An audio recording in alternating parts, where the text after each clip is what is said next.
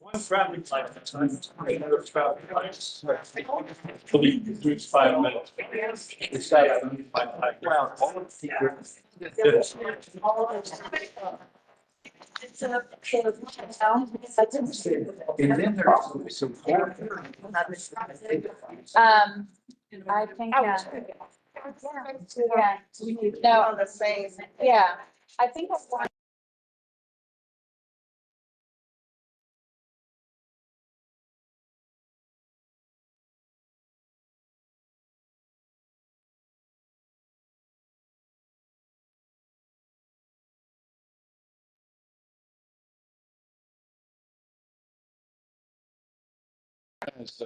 Miss Holmes comes back. Yeah, we're gonna give Hannah a second to grab the copy.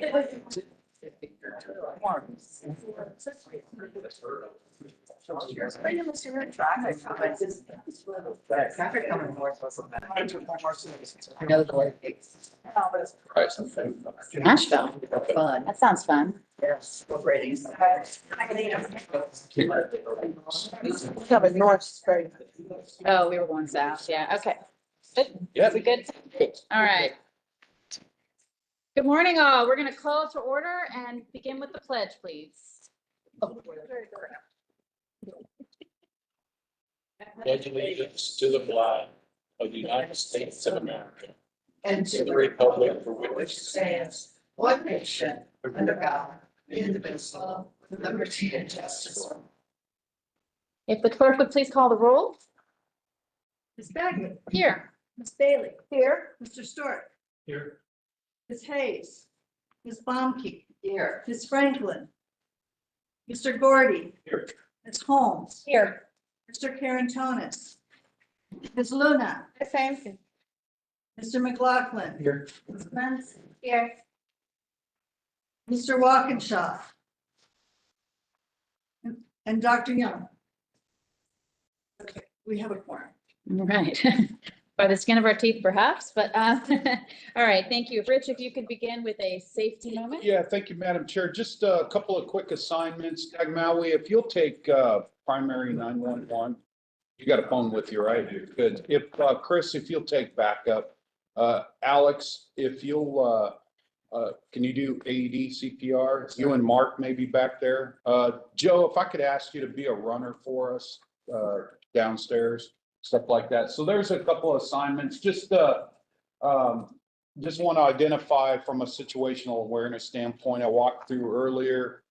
There's no major tripping hazards or anything like that. No work going on in the facility and stuff like that. So in the event that we do need to evacuate this space, we still have two evacuations route, but we'll take the double wooden doors out this room, down the stairwell, pop back up, and we'll muster out in the circle area out there.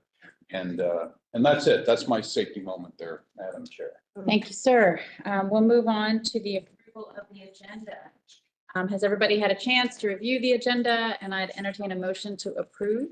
So moved. All right, there's a motion and a second. Any discussion? All right, all those in favor of approving the agenda? Aye. Aye. Any opposed? Any abstentions? All right, the agenda is approved unanimously. We'll move on to the minutes. Has the board had an opportunity to review the minutes from the March 21, 2025 Operations Board meeting? And are there any corrections or amendments? Good morning. All right, there's a motion. Do I have a second? Any discussion on the minutes? Hearing none. All those in favor? Aye. Aye. Opposed? Abstentions? All right, the minutes are approved. We'll move on to the chair comments. Welcome. Welcome, everybody. Thank you for getting here this morning. As a reminder, we've got a finance committee meeting at the conclusion of this meeting today, and we're going to do our best to aim to have that finance committee started by or before 11 if possible. So if everybody just has a sense of timing, that's what we're shooting for, correct, sir? Yes. All right. Also, the CLO search committee did meet virtually last week. Thank you for everybody who participated in that. We had a great conversation. And we'll be providing an update and a look ahead with scheduling to that group soon. I actually don't see Brandon here this morning, but we'll follow up with him and have some scheduling details for everybody. And then I want to invite everybody to join VRE at the Great Train Race on Sunday, May 4th in Fredericksburg. So there's a foot race which VRE helps sponsor, and it actually begins at the VRE station. So please feel free to join us out there. It's Sunday, May 4th from 7 a.m. to noon in Fredericksburg. And those are my comments this morning. CEO report. Thank you, Madam Chair. First, safety, just wanted to call out, now that the probability for winter weather, snow, has reduced. We're back out there. We're blitzing our crossings. Just want to let you know, we do have our mobile VMS sign out right now at Benchmark in Mine Road in Spotsylvania County. That's a point of emphasis for us. Let me give you a little bit of data here. You know, in 2024 across the nation, 2,250 highway rail grade crossing incidents in the U.S. 270 of those were fatalities.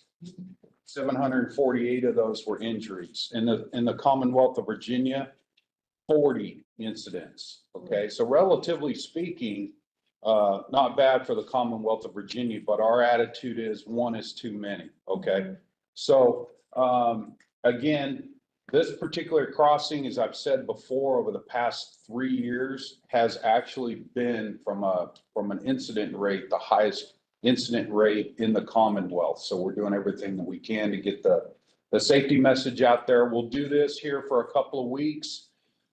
We have a couple other targeted crossings. I'll let you know when and where those will happen. But nonetheless, we're gonna put this technology to use this year and get that message out. In addition to our other efforts for reducing to zero, because that's the goal, to zero trespasser incidences and stuff like that. So just want to make you all aware of what we're doing from a safety perspective. On-time performance, still hovering in that mid 85% system wide.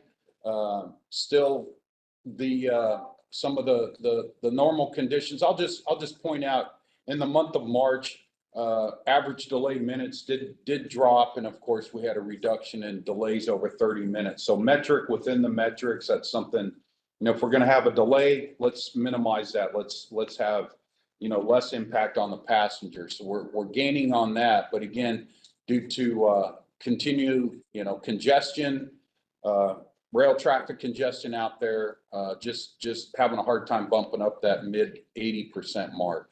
And here's another look at how we look at congestion in our corridor split out by the different operators. Monthly ridership. We had to change the scale of these graphs, as I've indicated last month. So yeah, the month of March, yeah, that was kind of nice. It was kind of nice to see that. Month of April, of course, is tracking well, or is tracking in a similar condition. I'll go to ADR. Of course, average daily ridership is creeping up now closer to 12,000. I'll pause for a second because I just want to go back. I do want to touch a little bit.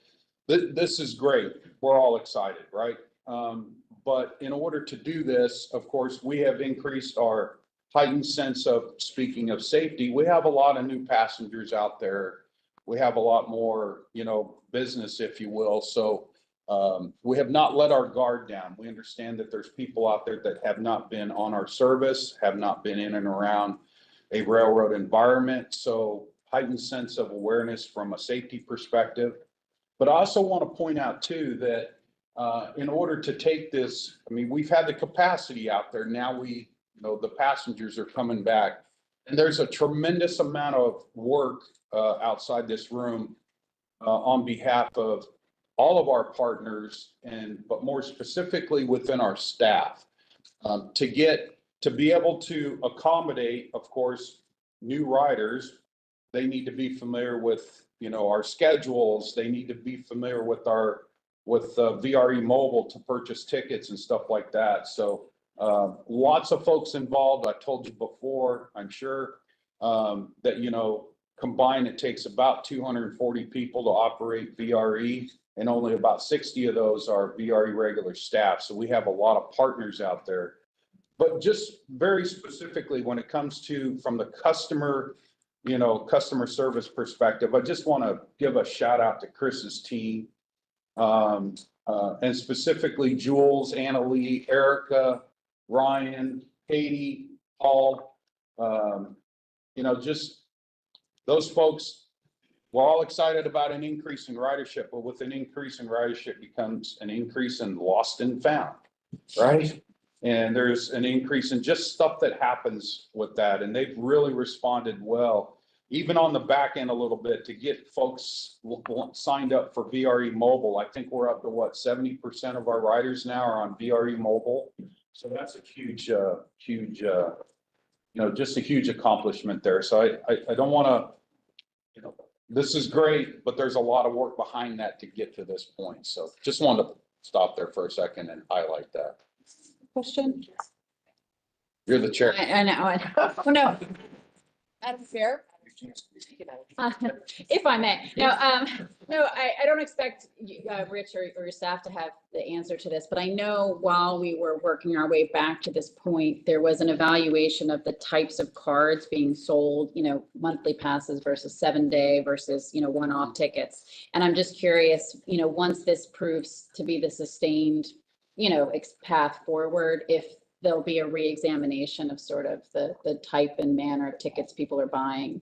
Because I think we saw a change in those habits during the pandemic and post-pandemic years. Sure. So just to recap that, we were predominantly pre-pandemic, monthly ticket holders. During the pandemic. I'm being very general here.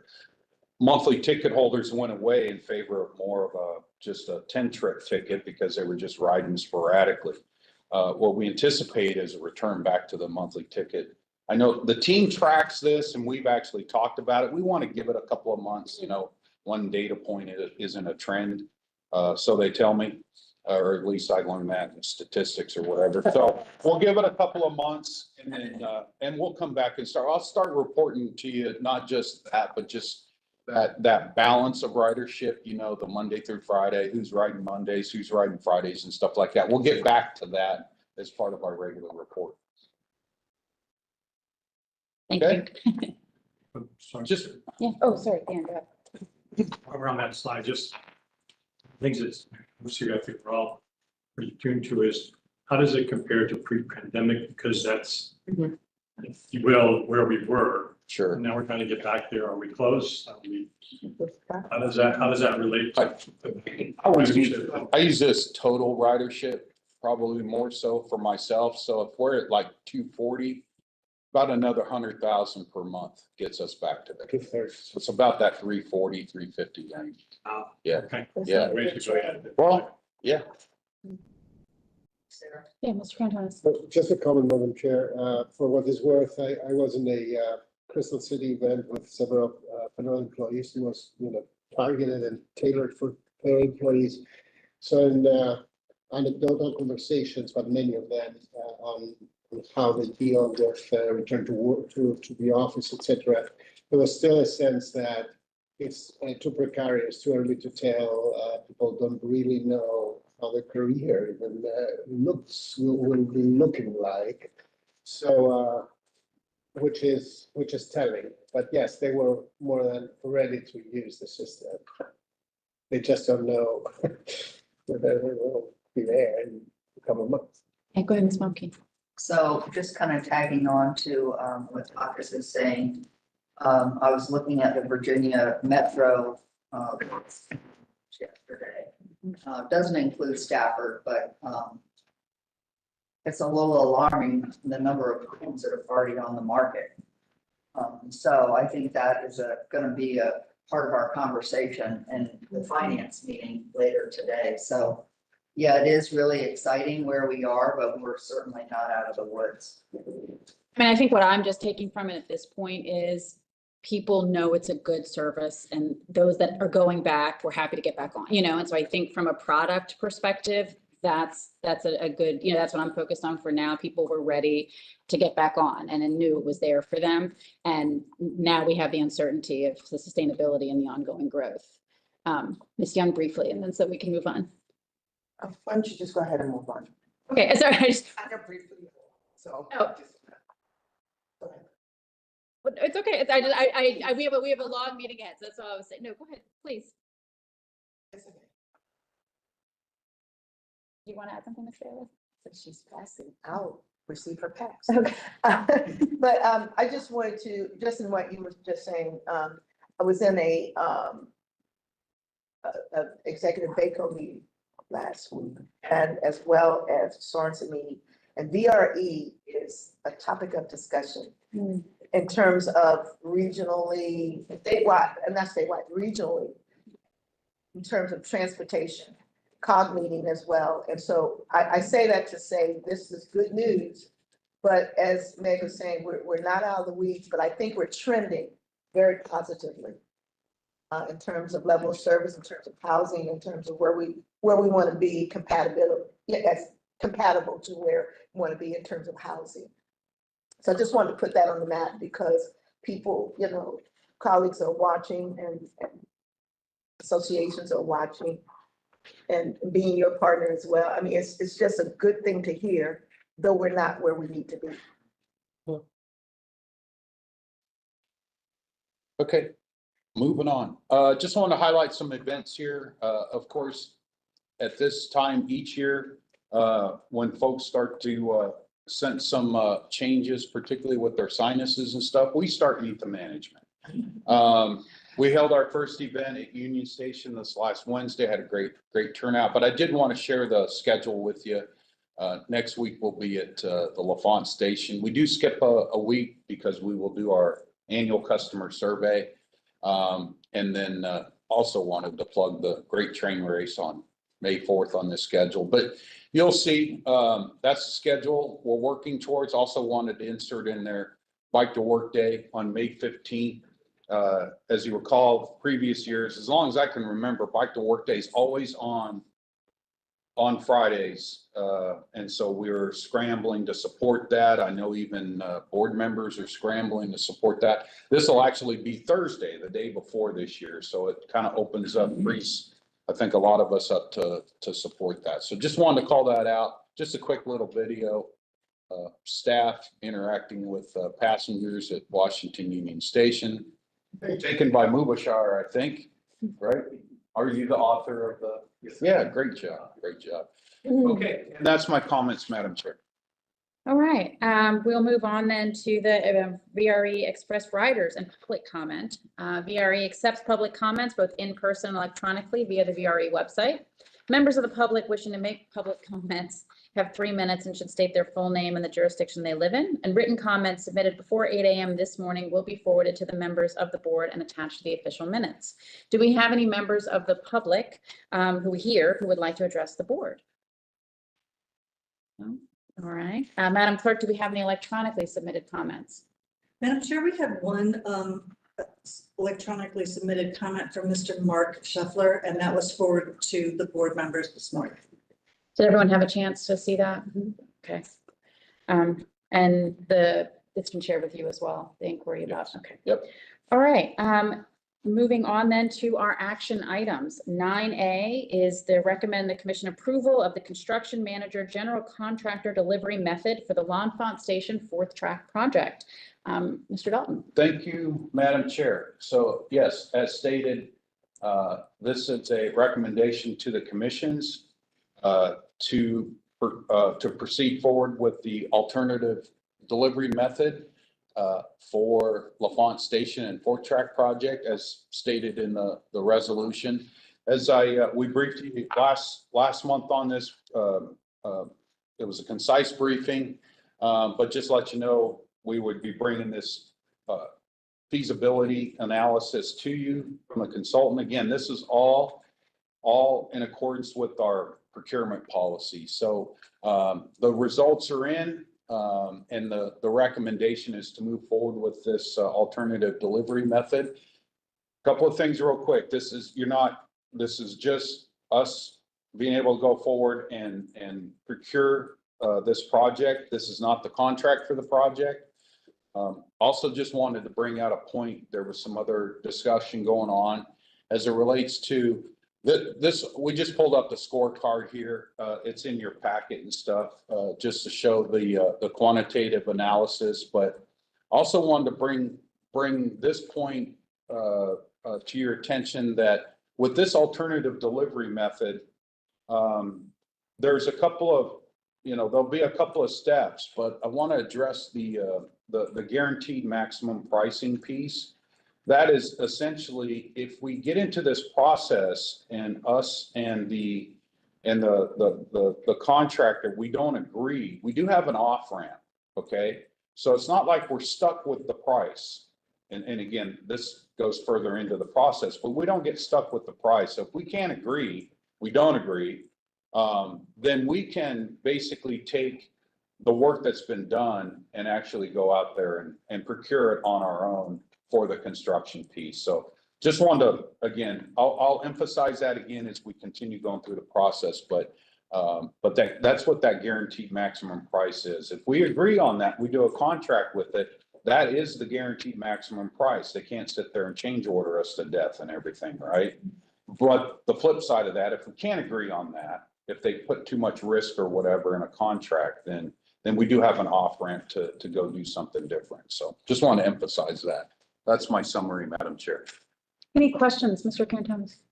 I'm a big proponent and a big friend of maximum prices. They just, it's like fiscal peace of mind, right? Sure. But how do you detect, or what's the basis to negotiate and see whether their initial positions and performance are padded? So, they come in with higher prices.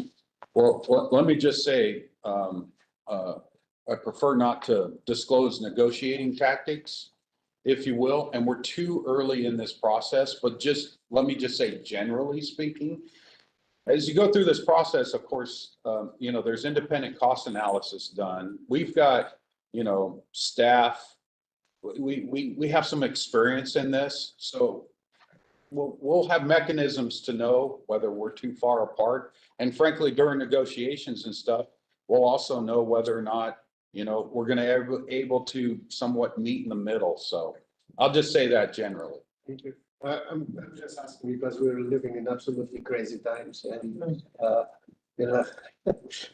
I cannot find a real price for anything real out there. So thank you. This will still, I don't know if this helps or not, but still, this process will take months. So I don't know, maybe things will change in months. Again, that's my summary. Any other comments or questions on item 9A? All right, so and again, this is just for the approval of the method. We're not yet in contract. So I'd entertain a motion on action item 9A. So move, Madam Chair. Thank you. We've got a motion by Ms. Bailey, a second by Mr. Gordy. All those in favor? Aye. Any opposed? Any abstentions? All right, 9A passes. Item 9B is authorization to issue a request for proposals for construction management services for the Broad Run expansion project. Rich, can you review the item? Thank you, Madam Chair. Just as a reminder, last month, Chris Coker was in here, gave you an update on this project with the idea that we would be bringing you this request for authorization. Once again, this is just to this authorization will allow us to go and solicit for construction management for this specific project. And of course, we'll bring the recommendation from that solicitation process back to you for final award. So that's my summary, Madam Chair. Thank you. Any questions or comments on this item? So approved. Thank you, Mr. Gordy. A second? Ms. Bailey, we've got a motion and a second. Any further discussion? Hearing none. All those in favor? Aye. Any opposed? Any abstentions? All right, 9B passes. Item 9C is authorization to amend a contract for IT consulting for train information provider maintenance and support. Mr. Dalton. Thank you, Madam Chair. Yes, we're seeking authorization to amend an existing agreement by the amount stated in the resolution plus a contingency there. for a total amount not to exceed $265,230. So just a little bit of table setting here. This is a contract that we're currently under. Originally executed it because it was within my authority under the plan of delegation. The bulk of this work, yeah, believe it or not, we have an information system out there that's used primarily to communicate with our passengers that was implemented at VRE in 1996. Okay, so we needed to come back in. It's a good system. It was customized for VRE. It's a good system, but obviously it needed updated. And primarily from the cybersecurity standpoint. So we've gotten into it. And frankly, I'm just going to say roughly, both from the cyber side and even on the back end, the user interface side, there's some more things that we want to have updated on this system. Therefore, the contract value, of course, would exceed the 200,000. That's why I'm here in front of you. The operations board got their money's worth in this investment back in 1996. Okay, it's a good system, and so this will provide us a couple of more months on this system. And I was asked a couple of times this week about, how does this impact the passenger and stuff? Well, it's really from what the customer sees or what the passenger sees. That's a little bit different system. But what it does for us is it basically enhances it actually from the user interface standpoint. There's a lot of efficiencies there for us, and I can't overemphasize that it does help. It does address or help mitigate some cybersecurity type things as well. So that's my summary, Madam Chair. Ms. Bonke. So, Rich, since 1996, have we had upgrades to the system since then? I would think that Not like this. not like. Not that. like this. Okay. We've had upgrades. The system's been, obviously it wouldn't be in that environment when you're able to operate, but this was major. Okay. This was a major update.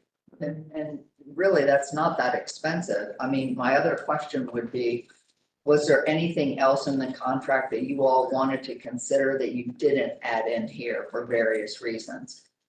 I would say, I think we're getting everything that we originally asked for.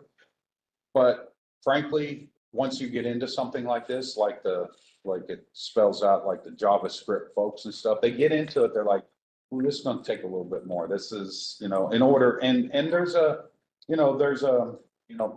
it's like, well, we can do this, the way we've prescribed it, but I recommend that we, from a hardened standpoint, we harden this even more than what we originally projected the system to do. So Thank you. again, this is all good. This Yeah. is, it's really a Thank you. good project.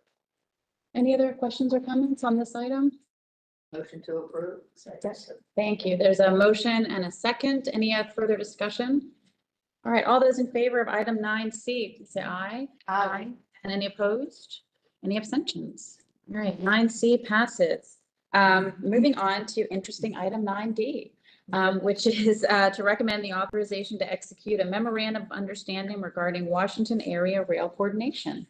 Right. Thank you, Madam Chair. So yes, this is a recommendation to the commissions to execute a non-binding memorandum of understanding, and this is with Amtrak, District DOT, District Washington DC District, Maryland Department DOT, USRC, and the Virginia Passenger Rail Authority.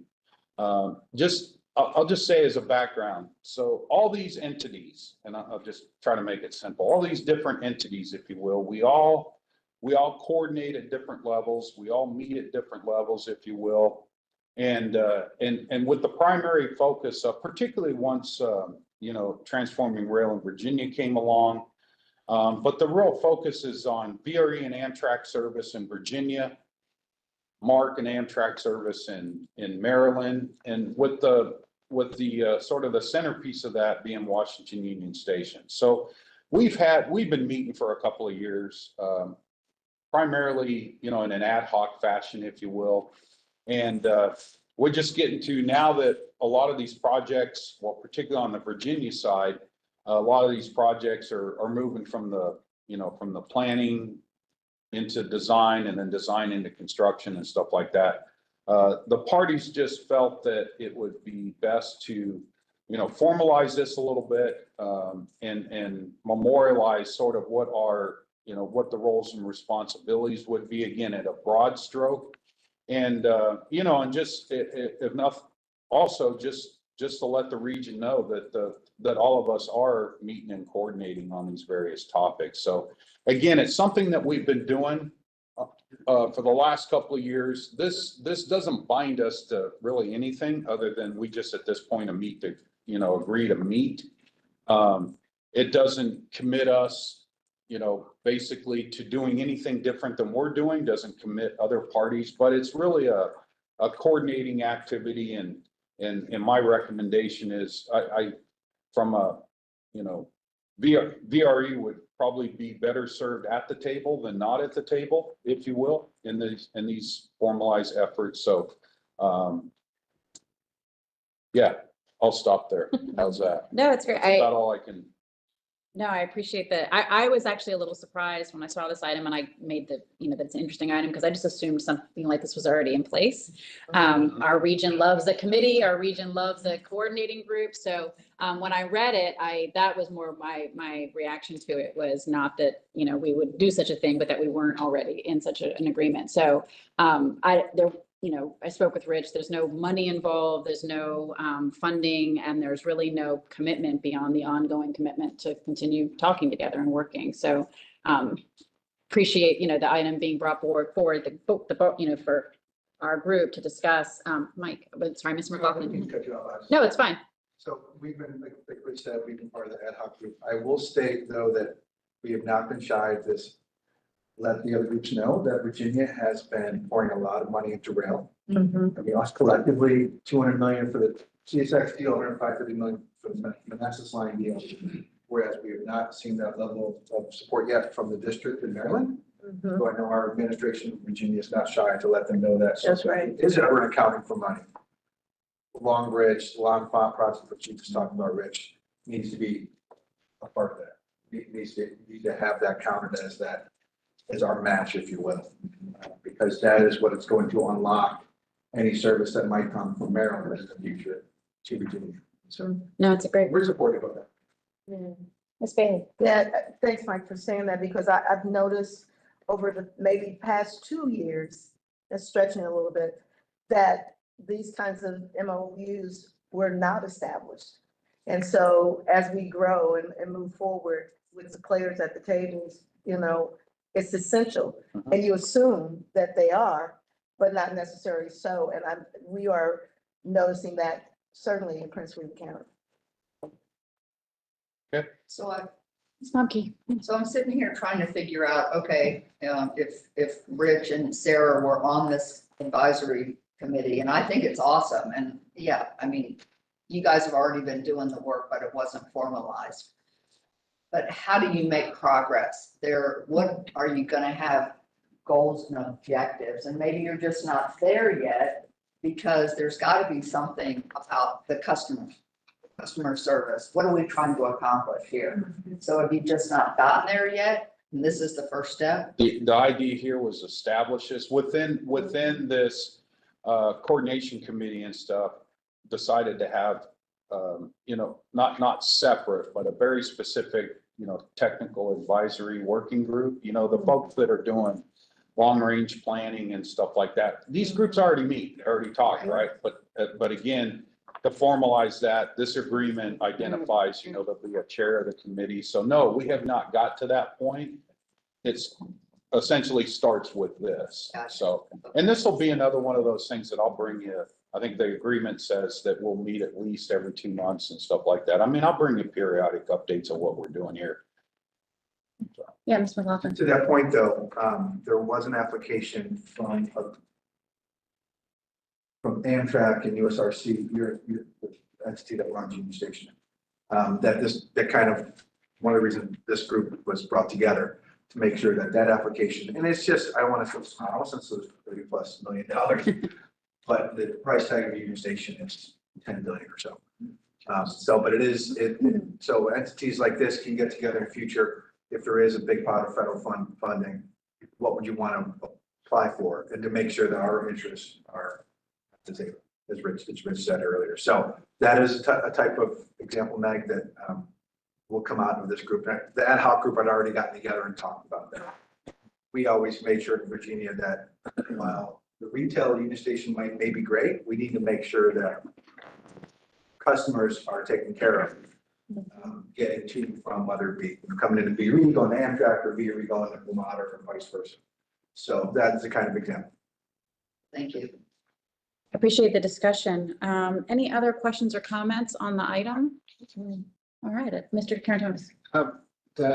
The committee will be reporting to the individual bodies that oversee the members of the committee, or is there any other deliverable, like a report, like a report every year, or now? The latter first, I envision that there'll be more formal reporting, there'll be more formal, but that hasn't happened to this point, frankly.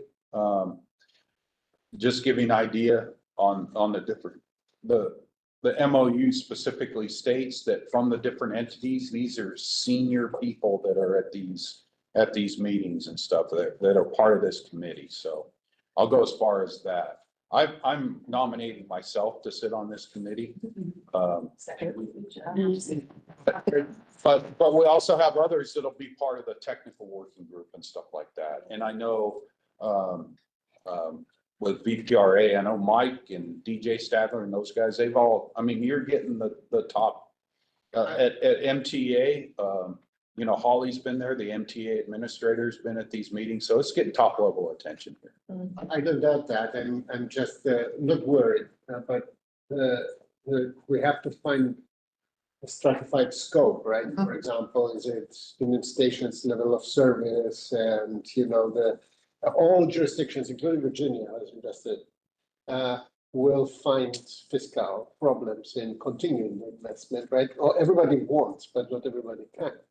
And not everybody at the same time. I mean, and that's, to me, it's very important to find a way to synchronize our fiscal outlook. You know, and we know from other, for example, this is particularly challenging. So, okay. Quick question. Please. So you mentioned better coordination, planning, communication, but it also states your shared investment between the parties. So do you have that particular scope written out somewhere? Right now, the different parties are investing in their own projects, if you will, right? That's what we're doing right now. So, for example, transforming rail in Virginia. Virginia's investing in transforming, you know, the corridor in Virginia. Maryland has plans on their side. Union Station Redevelopment Corporation, Amtrak, they have plans on their side and they're pulling funding together for that. So right now, it's almost like we're funding our own projects, if you will. When it comes to Union Station, Mike alluded to, at some point that's going to be a very heavy lift when it comes to modernization and expansion. And I'm not going to. There's different avenues, but I think that's really where the gap is at. And this committee will likely come together and help identify where those potential funding gaps are. And frankly, via a show of support from the different regional partners, have a better shot at going and obtaining funding than if Amtrak or even USRC was doing it on themselves. So we're trying to leverage, you know, common interests and leverage this collaboration to eventually, you know, modernize Union Station to the point that Mike made, you know, to where it's accessible and it's convenient for the passengers. So. Last point, I think the real issue with the group is, even though there's a $10+ billion plan, what do you do with the first $500 million or so? Because you're not going to come up with 10 billion coming out of the sky. Much like Transform Rail Virginia, we have phases, doing projects one at a time. The group, at a main point of discussion, has to decide what do you do with that first tranche of money that comes in? And I see where we're coming in on the passenger side of things in Virginia, because it doesn't matter what you do with the retail side, in our opinion, in Virginia, if you don't get the passengers safely to and from the trains. Here. All right, well, Mr. Brody. I just also add, I think this is very timely that we're having this conversation. And that we're actually working this, not just because of what we're doing, but I think because of the environment that we're operating in with the administration seeking to privatize quasi-government entities such as Amtrak. So if that moves forward, I think it's, having conversations ahead of any decisions and working out what the impacts might be and what needs to be coordinated from there, I think also becomes an important topic of discussion as we try to mitigate and address whatever challenges are associated with that move. DOT is not part of this. The Actual federal contract is, but not DOT. They'll know. And so maybe at that point, it becomes part of that conversation. And it should be important to get DOT in at some point. That's. All right, well, appreciate the conversation. I would entertain a motion. So movements. All right, any further discussion on item 9D? All those in favor? Aye. Any opposed? Any abstentions? All right, item 9D passes. Moving on to our information items. 10A is an update on the Alexandria Station improvements and King Street. And King Street and Commonwealth Avenue Bridge Replacement Project. Thank you. Please add it to you. The floor is yours. I'm just going to toss over to Jason Boards, who's our project manager for this project. Again, we do have a couple of items for the operations board to consider within the next couple of months. So we want to bring you an update to this project, sort of to set the table for that. Jason's going to do a very concise presentation here, give you an update and answer some questions at the end. So with that, Jason, you got a clicker? Do, sir. All right, great. Let's do it. All right. As Rich said, I'm Jason Boards, project manager for the Alexandria Station improvements, King Street and Commonwealth Avenue Bridge Replacement Project. It's quite a mouthful. Reason being particularly is that this was originally two separate projects that were brought together. So we kind of had to merge two names, so it becomes quite lengthy. There's quite a bit going on this slide, but I'm not worried about all the individual pieces of it. Key point is the large green areas towards the right-hand side. Those are just over King Street and Commonwealth Avenue, and the remainder of the light blue and dark blue and pink and all that is the station work. So that's kind of the key. This we'll do is we'll talk about both of the historic projects and their separate elements, and then talk about the hows and the whys of what they're doing together. So the original purpose of the Alexandria Station Improvements Project was to remove the at-grade crossing that connects the two platforms. We'll do that by providing elevators at either end of the pedestrian tunnel. Other key elements including the track and platform interface. Been out there, seen that the platform is far too low next to the rail. It should be 8 inches above top of rail. It's probably got flush with top of rail or even a little lower in some spots. That's why there's the yellow step boxes all over the place and have that big step. So we'll be fixing that. That is even further exacerbated on track 1, which is on the east side of the platform. That is such a condition that there's actually a fence along that side of the platform to block off boarding from there. There's a few openings in it for kind of a contingency basis, but we really need to, but we try to avoid it to the extent possible. But that will have new proper boarding edge 8 inches above top of rail, 8 car consist length, exactly as it should be for all of our platforms. Shifting gears to the King Street and Commonwealth Avenue bridge replacements. During the course of the Alexandria Fourth Track project under the Rail Virginia program, these bridges were evaluated and identified as potentially in need of repair or replacement. VPRA undertook an evaluation process and ultimately decided that they would be appropriate for replacement. The overall intent there is to reduce future maintenance, modernize into the current bridge standards. That includes increasing the clearance over the roadway, increasing the horizontal clearance, kind of increasing the bridge span, as you can see from the green to the blue. And also that increases the clearance at the track level, the distance between the beams and the actual rail cars themselves gives them better space for operating. Transitioning to a ballast deck from open deck. If you walk under King Street, you can look up through the ties and see the sky. That will no longer be the case. So all these things together, similar to what we're doing at the station, right? They all have a safety component to them. So that will, they'll feed well together. So those two projects together will bring us 3 boarding edges, 2 new elevators, improved signage, improved drainage, a backup generator for those elevators. I should have pointed out in this rendering, you can see the 2 brick towers. That's about where the elevators will go, right? So that's the north end of the station closest to King Street. And we'll have 2 new single span ballast deck bridges over King Street and Commonwealth Avenue. Now, why build them together? If you look at the large green blocks that represent the bridges over King Street, if you look at the island platform in particular, the light blue, you can see they become in very close proximity to each other. We talked before about the relationship of the track and the platform. If we were to when we replace the bridge, that will change the elevation of the track. So if we raise the track first, that makes the existing problem even worse. We might need 2 step boxes, things like that. Nobody wants that. If we were to raise the platform first all the way up to where it needs to be, but before we move the track, that puts us into the array clearance envelope. We can't run trains. So really, it's critical that these things are timed intimately with each other and worked out very closely. You can do that with 2 contractors, but the odds of achieving it are significantly higher and significantly less risk by doing it with a single contractor.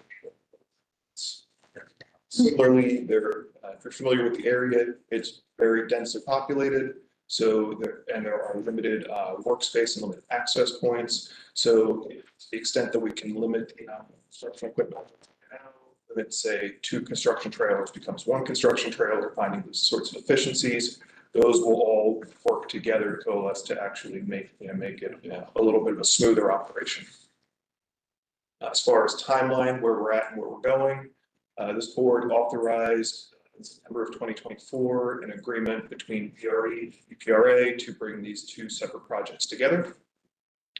We currently have the 100% design plans received from the consulting firm, and they are with EPRA and CSX undergoing review right now. Have the construction manager on board, just awarded, they've received notice to proceed. They provided meaningful insight on helping us finalize that 100% package. We are anticipating coming back here in the very near future in Q2 to request authorization from the board to solicit for construction.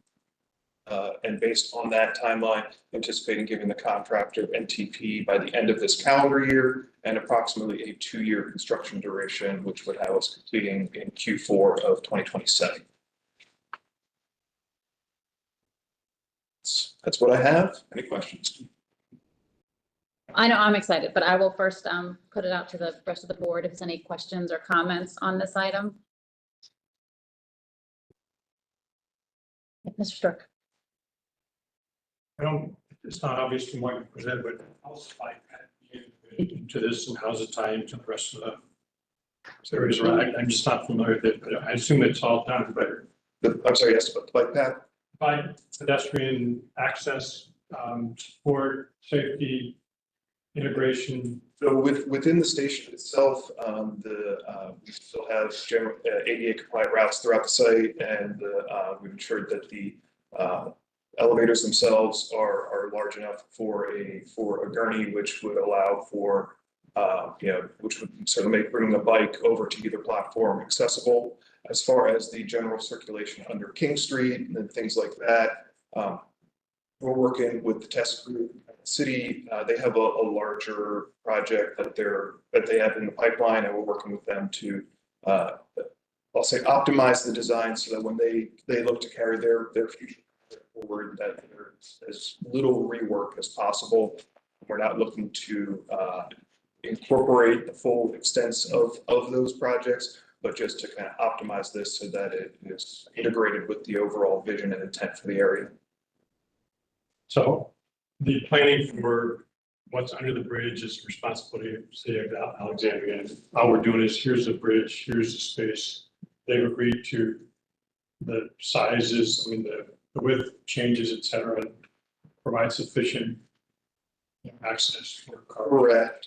Yeah, so they have actually provided us a concept design, and we have gone ahead based on that and shared back the latest design package with them, which they're currently looking at. So we're making minor adjustments, but no major changes. It's largely a concrete sidewalk in lieu of brick, sloped back from the existing curb. So it's not a major. And then the funding on all this, I know Mike knows this well. We have a bridge that I've been very focused on. It's built 100 years ago.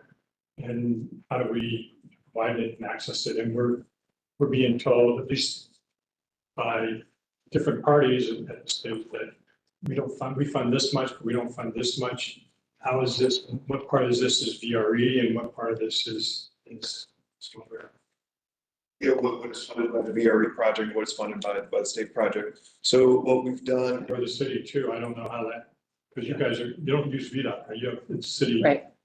Right. So what we have in the agreement, VRE and VPRA, it establishes a basis for the pay items, which allocate which items get attributed to which funding sources. So there are a lot of items that are very cut and dry. Bridge steel, right, is very cut and dry. It's part of the bridge project, but there are certain elements that fall into the gray area. For example, the cost of the construction manager overseeing the entire project. And so what we've done in that regard is we are prorating those items based on the cost of the strictly station items and the strictly bridge items. We're using those as in a ratio to address those shared interests where that's appropriate. Part of it is I've been told for one of the bridges that the width that you want isn't necessary. So if you want it to be wider to have two cars in each direction going through, then you are going to have to pay the difference.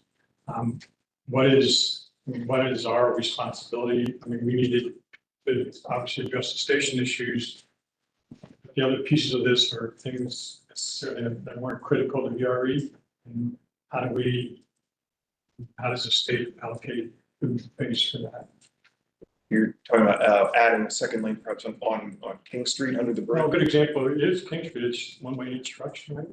No, there's 2 lanes in each direction already. Yeah. What is lacking currently is better bike ped infrastructure, that there's sufficient car infrastructure.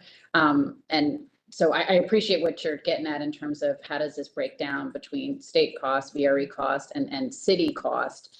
I don't want to speak out of school, and I'm going to defer over to Mr. McLaughlin in a moment. I mean, there is some city money that will set aside and has been brought to the table for under bridge elements, but that's to Jason's point. My understanding, and the best way I can put it is, the work is being designed so as not to preclude, inhibit, or complicate what is Alexandria's vision for underneath, and to the extent possible, facilitate, that vision, but not execute it as part of this project. Stretch of striping for a bike lane under the bridge if the bike lane doesn't extend, on in either direction. And based on the overall vision that the city's put forward, that would, if we were to try to adopt, I'll say, a third project into the existing 2, that would significantly change both the footprint of the project because of the limits of it, and then also the timeline on it, just based on the fact that the vision for that streetscape was updated significantly once the bridge spans were widened. So it's inherently kind of a step behind in the development process. Mr. McLaughlin, it looked like you. Just to take it offline, can I get some kind of board allocation shows how that's got divvied up? I don't need to spend more time here, but I am curious how that's Certainly. Thank you. Sure. Problem. So 2 points. One, point out that the King and Commonwealth bridges were not part of our original agreement with CSX. We decided that as we're going through and as we're laying that track that goes over, it makes sense to widen, much like a Newington Road. We're going from That's one of the examples I was thinking. 1 lane to 2 lanes, and VDOT is contributing to that. The discussions with Alexandria and their excellent transportation staff for Hillary, please make sure that I allotted her.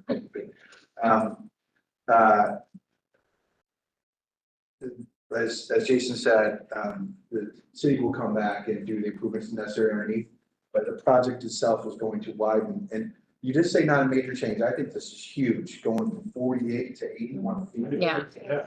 That is a big Yeah. deal. I agree. And as someone who, you know, that I listen to Alexandria now, and I take the VRE train every morning. That's going to be such a great improvement to what is a gateway to Alexandria, gateway. And for someone who Vertically. and also it's a substandard bridge. Mhm. Much like Newington, we're raising it, so it's not substandard for VDOT. You got to get to that 14 and it might be, I can't remember the exact 14 and change number for VDOT. You're going to get rid of bridge strikes. Mhm. In the 2 month span in 2022, there were 3 bridge strikes during running train hours. That means someone's got to come out from an hour away, inspect the bridge, make sure it's okay, and traffic is stopped up and down the East Coast. So taking care of these problems as we're laying the track over is important.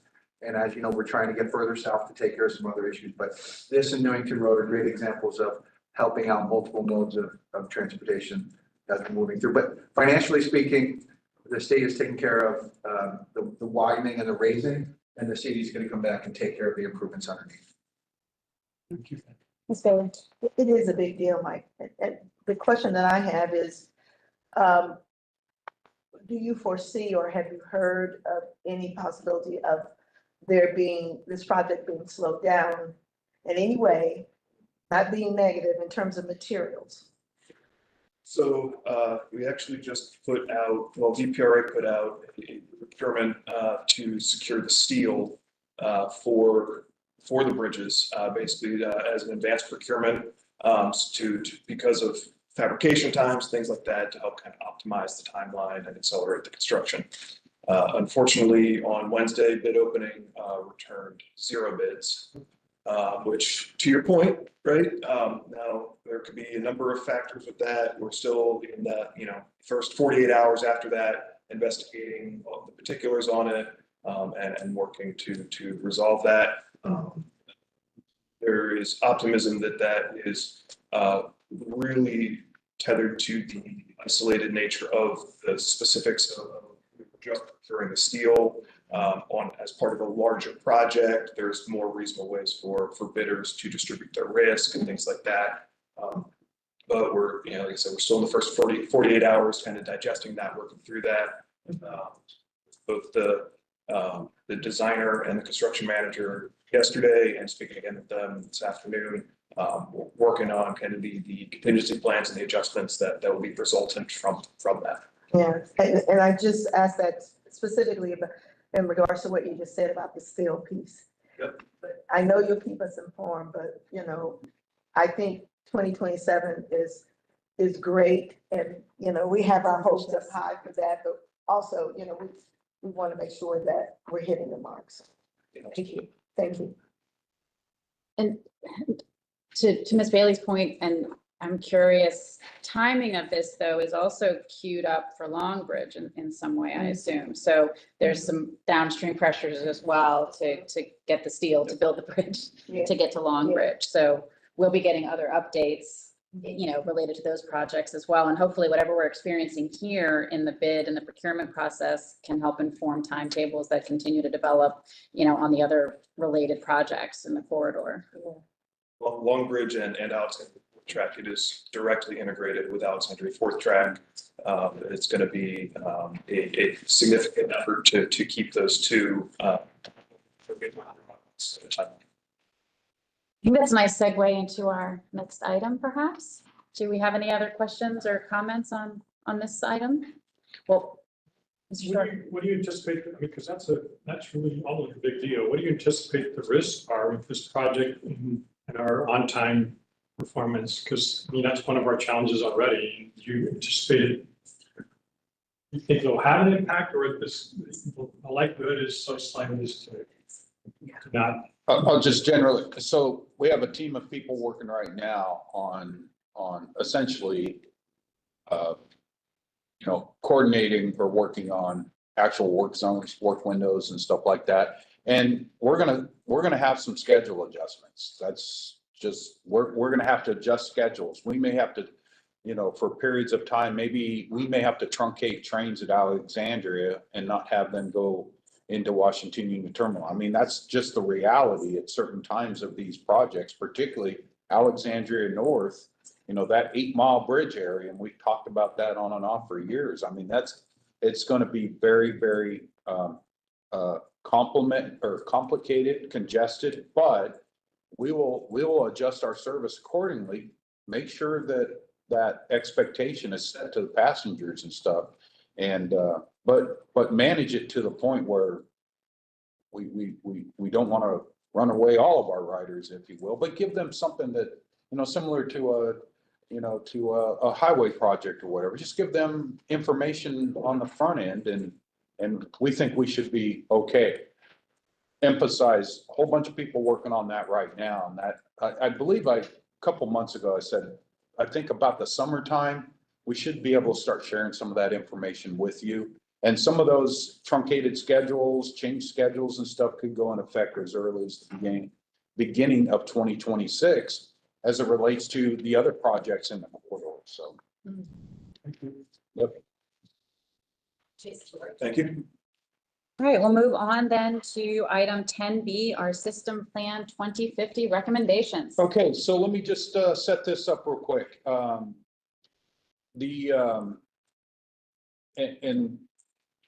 there's been a timeline history to this. I know a lot of you have sat through presentations on this. We did on specifically the topic of system plan 2050 update. We did take a pause, as you know, as we were going through the Manassas line acquisition late last fall. We paused even a little bit on some of the analysis and stuff, just to see what the return to office may or may not do for us. So what we're intending to do here is we're going to give you a little bit more of an extensive, I know you saw Nick there and you're like, oh my gosh, we're stuck here for hours, but no. Nick has got a presentation here. He is going to go rather quickly through the first part of it, because if you, in your information packet last month, there was a package in there. Some of that stuff is very repetitive in there. So making the assumption that you did get a chance to look at it. But Nick will go through the first part of it. What we really want to get to is updated information from the last time we gave you a presentation as it relates to ridership demand, potential service plans, and all that type of stuff. So, and keep in mind also is that at some point, and we're working through a process here, where some level of a plan needs to be, is going to be brought to you for an adoption. We're not asking you to adopt anything today, but in addition to that, the finance committee meeting immediately following this meeting here sort of picks up on some of the themes here, particularly on the financing side and stuff like that. So if you're interested in what VRE's future looks like from a finance standpoint, stay for the finance committee meeting. So with that, Nick, it's all yours. A good working clicker there? I have a good working clicker. Perfect. Yes. Thank you, Rich, and members of the board. As always, Rich has taken me 5 to 10 minutes in preamble, so we'll go right into the presentation. With first couple slides, as Rich mentioned, I'm going to breeze through these. If you have any questions, I'm happy to slow down, but we'll really start slowing down towards the end, believe you me. So, so at its core, any system plan has to address 3 things. That is a service plan concept, the required capital investments to implement that concept, as well as a deep dive into the financials. And so this plan really is a 25-year vision for the future of VRE service. As you recall from previous presentations, our currently adopted system plan was last prepared in 2014. We made some minor revisions to that in 2017, but it really has sat largely untouched since 2017. And so I mean, this is a slide that many of you in the room have seen before. I presented it in various contexts, but I don't think I need to convince anybody that the world is very different today than it was in 2014. Communities are changing and growing.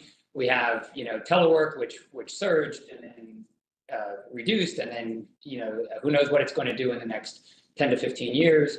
And we also have a lot of really great opportunities, both from the infrastructure perspective and from the funding perspective. So, this goes without saying that, transit improvements anywhere in the corridor has a potential to impact and benefit folks who aren't even in the jurisdiction where the improvements are being made. We're all linked together as a system up and down 95 to 66 corridors here. So this is just a recap of the schedule of the system plan. We started, if you can believe it, back in June of 2022. So it's been a while. We did take a pause, as Rich mentioned, around about April of last year, partially to respond to some of the things that were going on with the Manassas line agreement, just changes to assumptions like midday storage at the seminary yard.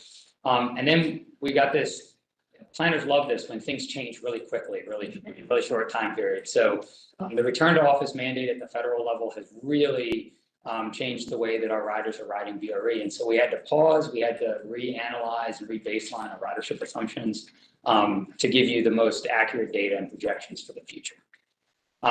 So this section has also been presented in numerous contexts, so I don't really need to spend a ton of time here. But just want to reiterate that, the plan didn't come out of thin air. Both this plan and the previous plan were built on VRE's core organizational goals. And so you can kind of see the alignment between the prior system plan's goals, VRE's 2022 organizational goals, and about a year and a half ago. Hey, Nick, if I could pause you for one Yes, second. sorry. It's Young. Just a comment on the previous slide with federal dollars involved.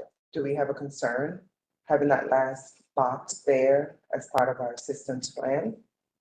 The prioritized diversity, equity, inclusion box is what you're referring to. So these are just the adopted VRE organizational goals. These were things that were done internally. And I think maybe Rich, you could speak more to those. This one's in 2022. 2022. That's what we were talking about, 22, yeah. They don't know it says 2022, just a wording.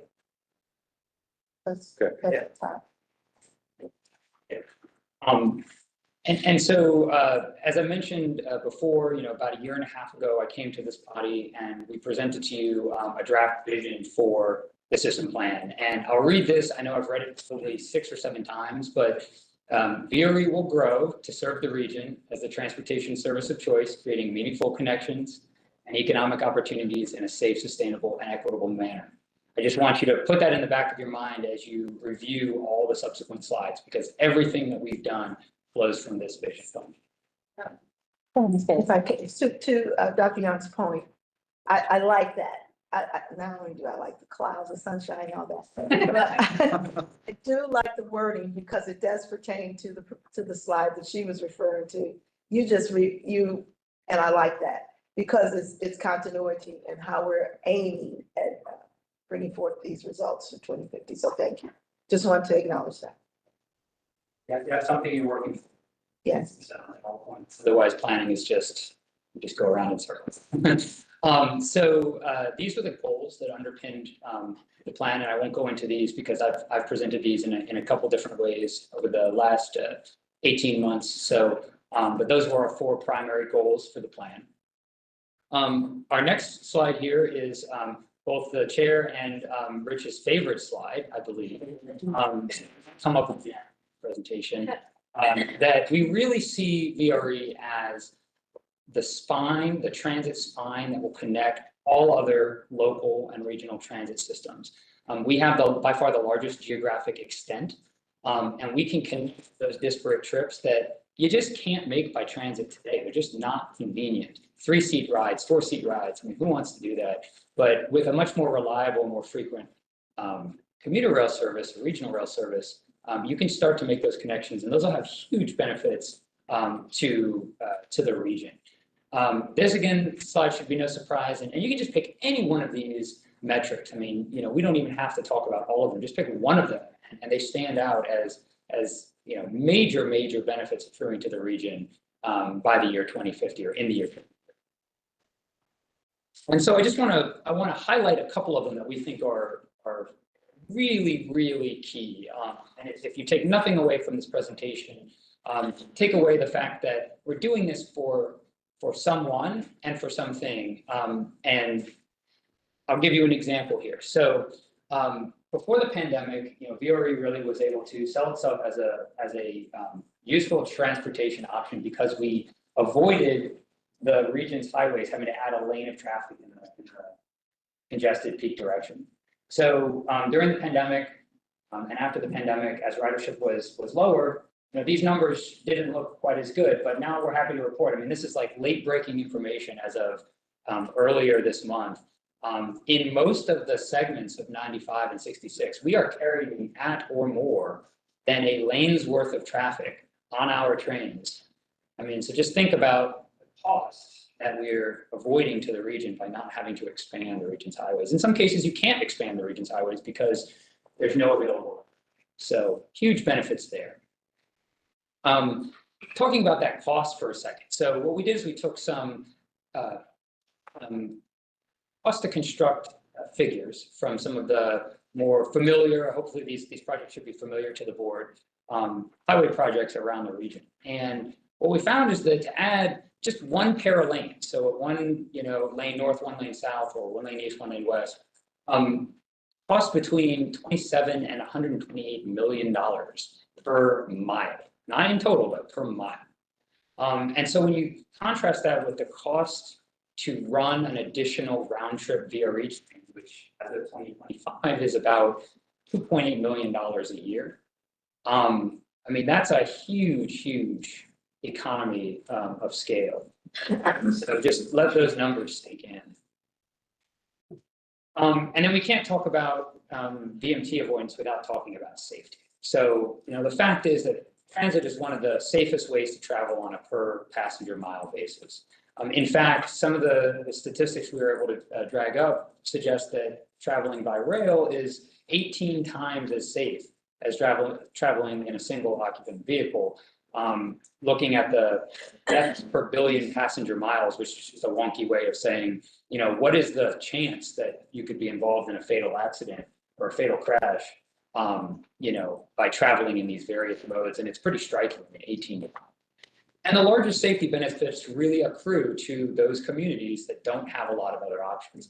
They are traveling long miles just to get to work, 30, 40, 50 miles. And they don't have any other good options. That is a direct safety benefit to those communities. So that was the benefits portion of the presentation. I want to shift a little bit into some of the market analysis and discussing some of the service plans that we developed. And as you can recall from the previous presentation, we had a draft 2030 and 2050 service plan. And the 2030 service plan was really designed to best utilize what we know will be after or about 2030. So that's the Transforming Maryland, Virginia Phase 1 and 2 series of projects, including Long Bridge and others. It really tries to maximize the use of the existing rolling stock. We've got another 21 rail cars that should be delivered somewhere around 2027. That'll bring our total rail car number up to 121 rail cars. And we can live within that means and provide a level of service in 2030 that's greater than what we operate today. And so that's good because that avoids a lot of those real expensive capital needs, which is rolling stock. The 2030 plan was developed to be much more market driven, and I'll have a slide in just a second that explains that. And so you contrast that with the 2050 plan, right? So the 2050 service plan is still largely aligned to a reasonable future infrastructure level. We're not building double-decker, rail corridors and extending service all the way down to Richmond or what have you. But we are, we are kind of taking a more visionary approach and saying, what does VRE want to be when it grows up? It's less market constrained, it's more aspirational. So as a comparison here, just because there were some comments at the last board meeting regarding what what is changed? So this is kind of we'll call it the red line version of what we said before and what we're saying now. So the current plan as it was adopted and revised includes a level of service like this. So generally a 20-minute headway in the peak period, peak direction, 66 daily trains and what have you.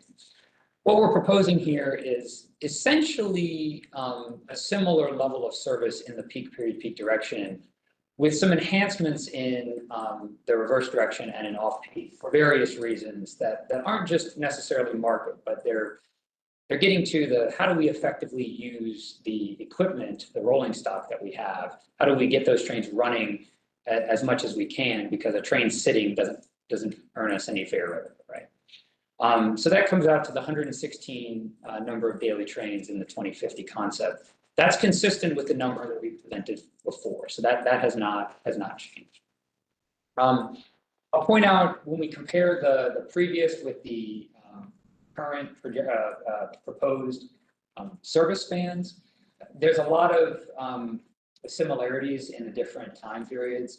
The one change that I'll note really I think will enhance regional connectivity and just the utility of the service in the next 25 years are those later evening southbounds from Union Station.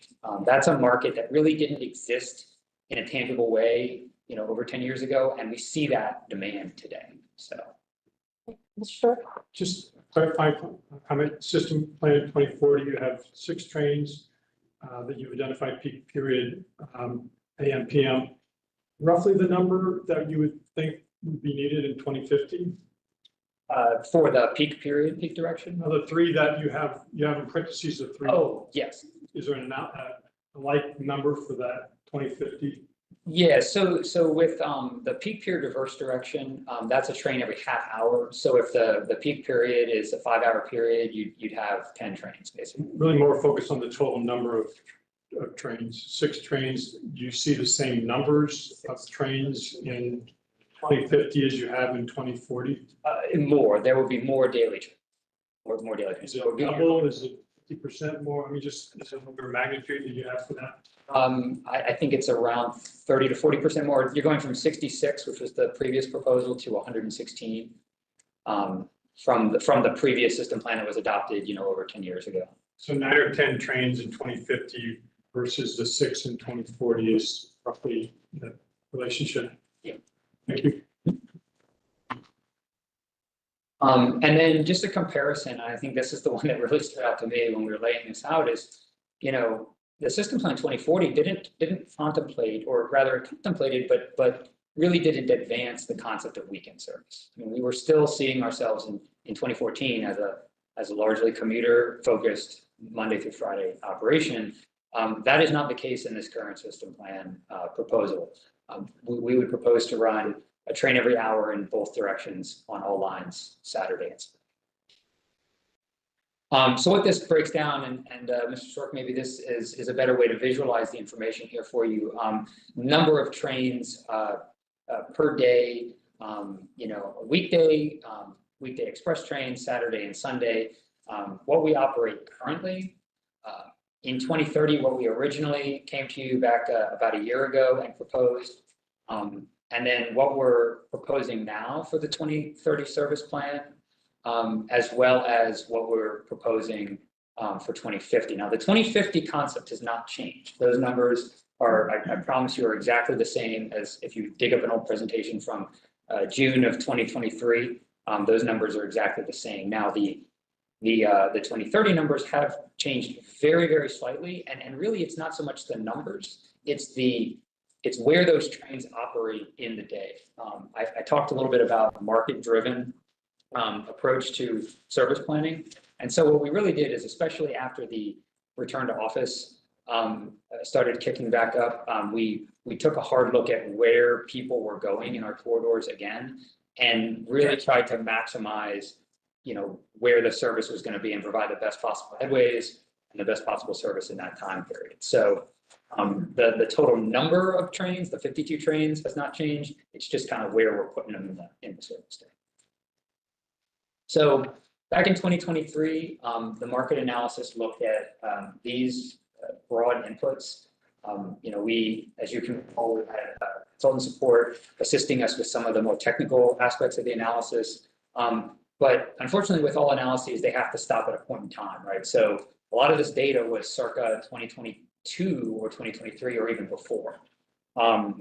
So we had some things that changed. We had some things that didn't change in the analysis. I think this is still something that we are facing. We did not modify, or we did not find modified growth projections. The outer jurisdictions are still projected to grow at a rate that's more than 3 times faster than the inner jurisdictions. And so that just underscores the importance to provide more frequent service to the southern end of our corridors. That was a huge element in projecting what the ridership is going to be. And then, as you recall from 2024, we used a range. So every time I presented to you a ridership estimate, it was always in a range of 3 numbers. And where that range of 3 numbers came from was the telework. So it's an inverse relationship. If we saw a higher level of telework in the region, that would depress the ridership demand, vice versa with low telework. And so this was kind of a snapshot in time of like what we thought was going to happen, high, medium, and low with telework back in 2022. So don't need to explain to anyone, things have changed, but just so that you're aware, this was kind of the basis for the initial analysis for projecting ridership. And so then taking those key inputs, those 7 inputs, we added an additional 4 into the revised analysis. And so we looked at location-based service, origin destination data. That's primarily cell phone and connected vehicle data that looked at where people are going from and to in our catchment areas, because it doesn't really matter as much what somebody's doing in Dulles or that's not our market. But we're really concerned with what somebody's doing, who lives off of Courthouse Road in Stafford and is destined for somewhere near the Pentagon or something. We updated our baseline ridership figures. We updated our some of our demographic data just to get the most recent year of data. And then, of course, as I mentioned before, we updated our telework trends. And so just to give you kind of a cute little example of how this market analysis looks if you graph it out. So the kind of shaded part of the graph you're seeing is the relative level of demand from each of the zones on the Fredericksburg line. I just picked the Fredericksburg line as an example, to the DC core at 15-minute increments. So you can see some patterns, right? You can see, generally speaking, people who live farther away are starting their trips earlier, in case almost exactly an hour earlier than those in zones 4 and 5 and zones in 5 and 6. So this also showed something else kind of interesting, that there's very little market for northbound travel beyond kind of the AM peak. And so this allowed us to confirm that yes, our near-term service contract really does respond best to where people are going and when. So if you follow the little icon that's about to move on the screen, that's Trainee McTrain face, a little VRE, unofficial VRE logo. He's going to move up along, and this just kind of demonstrates, that's one run of a train. So you can see, I'll do that again if you missed it. You can see as the train moves along its route from Spotsylvania to Union Station, it's really hitting most of that demand when people want to leave and where. And then another component of No, Nick, you caught the Trainee McTrain face, right? Yeah, no. That's actually, it's like for the kids and stuff with that Rich, image and stuff. Tom says she wants a pin of train. Okay. So, I mentioned telework a few times. This is just a graph that shows kind of what our riders' telework and in-office behavior was doing before, during, and slightly after the pandemic. So even before 2020, we were seeing a very gradual reduction in average days in office. telework is becoming more normalized. Obviously, that dropped down during the pandemic, and we expect, because we're literally a few weeks shy of our spring customer survey, that number is going to go back up. It might not go all the way back up to where it was before, but we expect it to go up pretty considerably from the 25. We try to predict and accommodate for that in our ridership estimate. As Rich mentioned at the top in the CEO report, we're currently seeing an ADR this past month of over 11,000. That's pretty phenomenal, and that really does change kind of where we expect the ridership is going to be in 2030 and 2050. Okay, so now we're through the market-based analysis. I want to spend a little time talking about the revised 2030 service concept, if there are no other questions on the market component. I did one quick question. Just when you were, it was a number of slides back, but when you talked about the 2025 to 2030 weekend trains and then 2030 on, it looked like we weren't looking. Are we not looking at weekend service until 2030? So the current plan, obviously what's in the adopted budget, is for the limited Saturday service, the 3 round trips on each line. Our assumption for planning purposes is that we would really only be able to see kind of a meaningful, or realize a meaningful expansion in weekend service after we get some of these key pieces of infrastructure built in the corridor. There's going to be a lot of construction, there's going to be a lot of congestion. And so from a planning perspective, how we kind of built out the model, that 2030 timeframe was kind of the theoretical, this is when this would start in a more significant way. I appreciate that answer, Nick, but now you've kind of put, I think, Mr. Dalton on the spot. I'm curious though, is it more limited vision still envisioned before 2030? Yes. Okay. I didn't want you to feel like you had to say that, but. Yeah, but to Nick's point, it's always been, at least since TRV, is that we have to get through at the phase one plan of construction improvements to do Saturday and Sunday. We've been, working to see if we could put, some limited Saturday service out there. Still working through the logistics of that right now.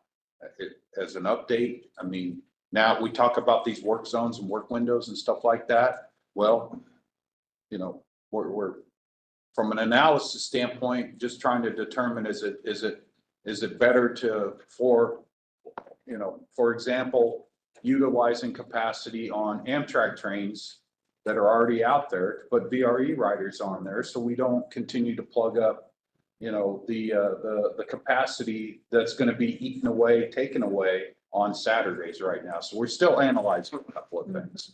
No, I appreciate Ms. Holmes just raising this, because what I didn't want someone listening to the meeting to hear is, to your point, that we've sort of put off Saturday service until 2030. And what I'm hearing is that, we're not envisioning a built out, a robust Saturday service before then. We're working on interim solutions that may involve Amtrak, that may involve more limited vision, but we haven't, fully backed off the effort to try to implement some Saturday service earlier than 2030. Okay, thank you. Mm-hmm. So moving on to the 2030 service. Oh, I'm sorry. Oh, yes, I'm sorry, Ms. Luna. Thank you. And I appreciate it. Actually, some of the questions that I have, they were answered by the previous sheet. But yes, I mean, with the Saturday, like I had already comments in regards to the Manassas line for limited or anything. Like I can be here and wait for 2030, but I do understand it. It's just that, it's something that, we're hearing all the time, and the pressure is on, and I don't know when will that be happening, but at least in my remarks all the time, you're gonna hear about that one. Thank you. I appreciate it. Thank you. All right. So moving on to the 2030 service concept, I'm going to provide you kind of a split screen view here of the no build. So this is like a future where we don't enact the 2030 expansion of weekday service, and in a future where we do. And you can see that we're going to realize some not insignificant ridership gains by putting on that additional service. So we're projecting a little over 13,000 average daily ridership in 2030 if we just kind of things right and kept the same 32 trains. But there's real value because we could see over 15,000 average daily riders by adding that service. So the total number of trains in the 2030 concept hasn't changed. We've just kind of tweaked, as I mentioned, tweaked where those trains run and played around with the express and local concept a little bit more. So, and then this is the view on the weekend. And so, you know, we have the kind of baseline, I'm calling it the baseline weekend ridership. That's the 3 round trips on each line. And a range of estimates here. And then, I mean, I think really projecting a fairly robust weekend demand with that additional service, the 12 trips or the 6 round trips on the Manassas line and the 7 on the Fredericksburg line, in and after 2030. Yes, Mr. Short. Sorry, what's the definition of build and no build? Yes, that's an excellent question. So no build for the purposes of this presentation is keeping our existing service the same for weekday.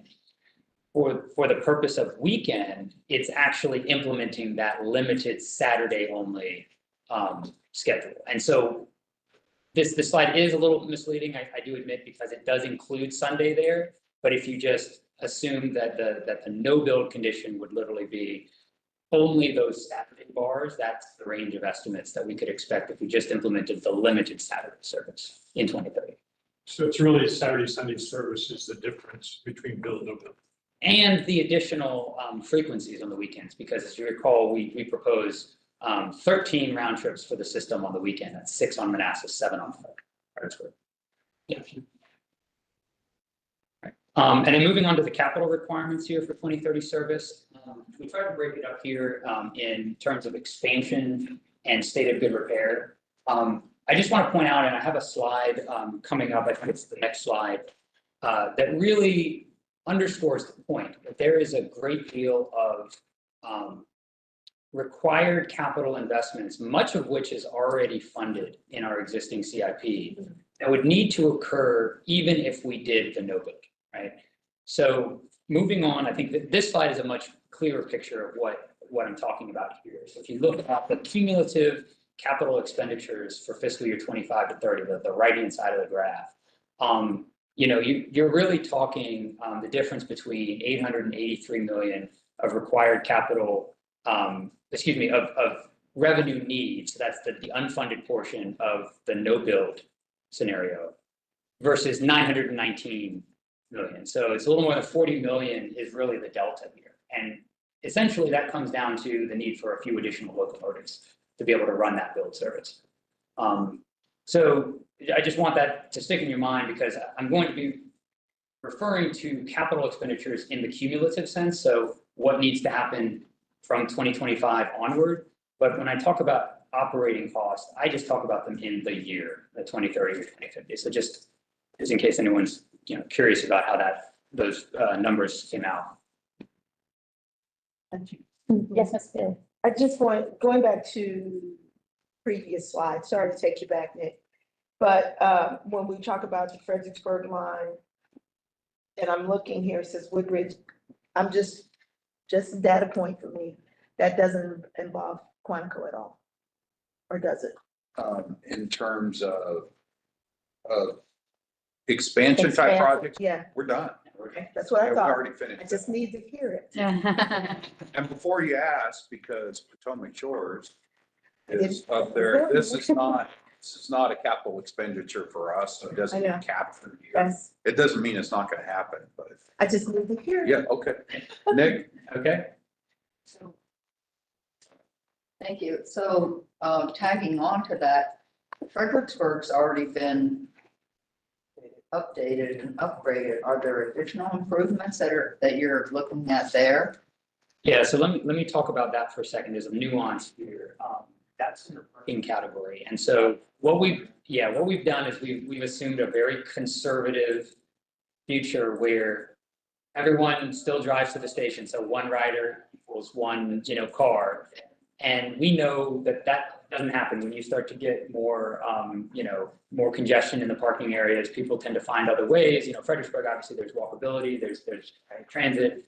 But we're saying the worst case scenario, we might have to do some level of expansion, shortly after 2030 to accommodate that planned or that expected growth. Okay, and Leland is the parking as well. Yes, and that's a reflection of the kind of very, very conservative, 2030 to 2040, we might see this. So we wanted to leave it in just to show a kind of a worst case picture of what we might have to spend if we realize that, so. All right, I already mentioned this slide, so we'll just go straight from capital to operating here. So this, as I mentioned, is just projected revenues and expenditures in fiscal year 2030. So we would see roughly a 28% delta, no build to build for revenues, and a roughly 48% delta, no build to build for operating expenditures. And that's with adding the roughly 63% more service on the weekdays. All right, so that was 2030. And then let's move on to 2050. And these should all hopefully be familiar to you. They have not changed. The concepts and the ridership estimates have not changed. We elected not to try to tackle what 25 years from now's ridership was going to look like any different than what we projected 2 years ago. So as Rich has mentioned before, we do intend to do annual maintenance on this plan. So you might see different numbers in December of next year, but for now, this is our best estimate. And really, I mean, a transformational, if you look at, the level of ridership that we can be carrying, almost 30,000 people every weekday, which is over 3 times what we currently carry today. And then on the weekend, a pretty bright story as well, adding that hourly weekend service on both lines. Looking at, basically more ridership on the weekends in 2050 than we currently serve on the weekday today, if that puts things in perspective. Question on the weekend. So I know you had some marketing studies and surveys for the weekend coming from the Fredericksburg line. But do you have any update on that for you to kind of look at what it's going to be in 2050? Since, I mean, ridership is decreasing during the week. So I was trying to figure out, how does that? Yeah, so how we impact that? we did, yeah, no, that's a good question. We did a pretty robust, we call it a general population survey. We asked a random set of people, a random set of questions about, when they'd like to ride, what, we didn't update that. That was done in the spring of 2023. Those are relatively labor intensive processes. They're kind of expensive to do. So we're likely not going to do another one for this process. But we still think the findings of that are pretty valid, that there's significant demand for weekend service in certain areas. I mean, I caveat by saying in certain areas of the region, but we have shown that there is, significant demand. And you can just see that, look at the highways, right? Saturday, Occoquan Bridge, gummed up, Stafford County, totally a mess on 95. So you can definitely see there's demand, there's people going places. And then, similar slide to the 2031, but this is cumulative 2050. So this is everything we need to do, or we would need to do from this fiscal year to fiscal year 2050 to realize that full vision. So it's order of magnitude larger, but much of the increases, I'll just point out, are rolling stock. We're going to achieve just about all of the station and track improvements that we'll need to run this higher level of bidirectional service in the 2030 decade. Really good, because there's no cheaper time to build a station than now. So the rolling stock piece is really the, kind of the added expense there. And then just summarizing the 2050 capital and operating needs. So you've got cumulative capital revenues on one side, and then operations revenues and expenditures on the other side. So we're projecting to require an additional 52% in revenue need for capital to realize the full cumulative 2050 vision, and 153% need for operating revenue to realize the full 2050 service vision. And so Mr. Schofield is going to be spending more time delving into the details of this at the finance committee, so I will not go into the nitty and the gritty here, but just keep those numbers in mind when he presents to you later.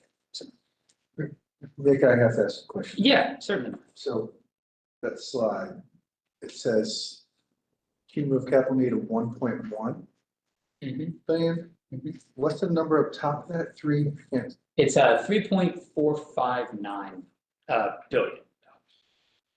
Million here.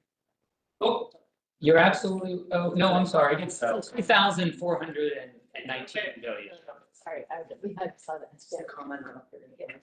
I've been quiet, but I just want to point out that the 2050 plan, I think would need to have phase 3 and 4 complete, which would get a single track all the way to Spotsylvania. Is that the way you envision this too?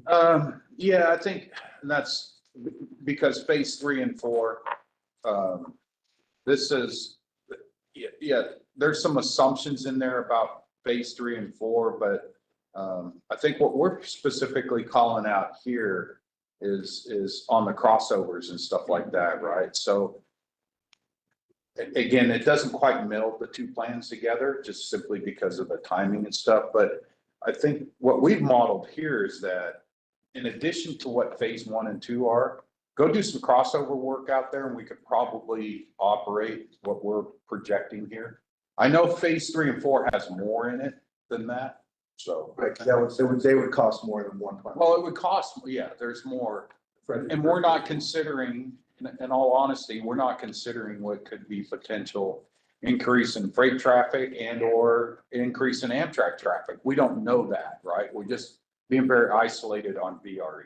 So So, you just got another point I was going to make, and I know you know this, but I just want everyone else to know. Still need CSX support, because until we build that third track all the way to Spotsylvania, we're going to have to say mother man to that. I mean, work through the agreements, build capital projects to get more service. So just in case anyone here, anyone listening thinks that it's just not as easy as Nick would like it to be, I'm sure. But we're going to have to put a lot of capital out there to get CSX support, because they are going to have an increase in freight traffic, and they want to make sure their traffic is maintained, and we want to make sure our people get there on time, because more capacity means more on-time performance. so said another way, real quick, is that when we get to those conversations, the work that we're doing here will feed into this. Will feed into those more than conversations, those decisions and stuff like that. So it's important that we come to the table as VRE with, here's what we think we need to do here from a service level. So, Yes, sir. So, CSX, mother may I, but Amtrak, we also have to Amtrak is also second, or are we planning on moving something? I mean, Amtrak has second on those lines, correct? CSX owns. Correct, but then Amtrak has a contract, a long-term contract.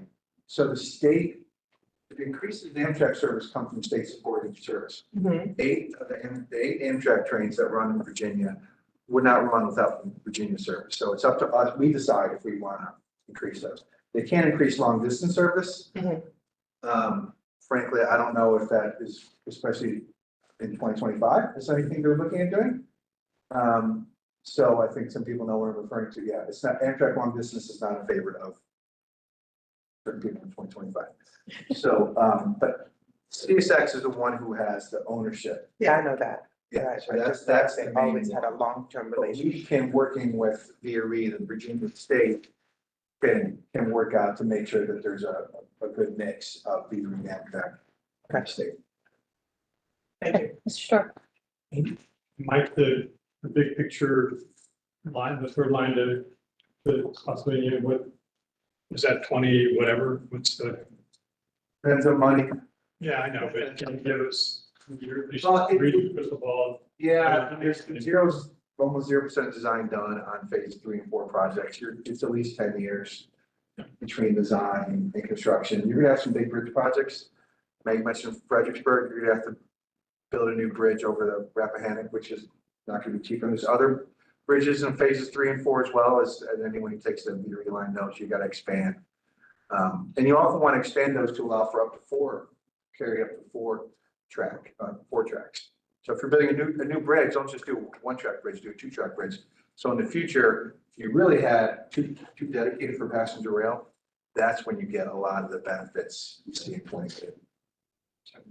10 to 15 years minimum is If you have the money, I mean, Long Bridge alone, well, Long Bridge is its own project. That's gonna be 15 years from almost 20 years from beginning to end. But most 10 years, you're talking big bridge projects, from planning, design, approvals. Want to set expectations. 20 years. Okay.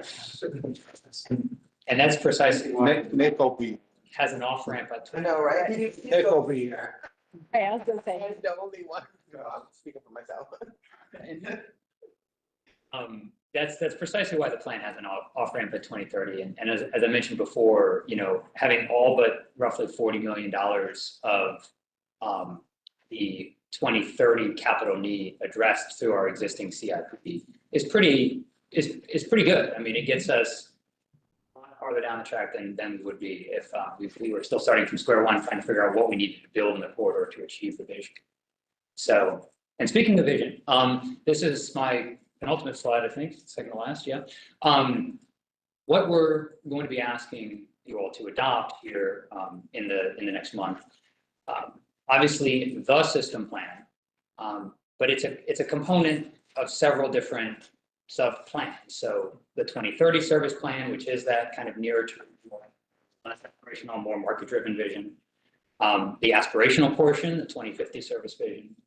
And then all of the component pieces like the financial forecast, the rolling stock needs, the capital needs, you know, that feed into those documents. I just want to stress that this plan is not a budget and it's not a commitment to provide specific funding for the desired service plan. It is simply a vision and a path forward for VRE. So it goes without saying that when it comes time to implement certain specific service components of this, we would have to come back to the board and ask for your consideration in making those a reality through additional funding. So this is not committing the board today or next month, rather, to any hard and fast financial commitments.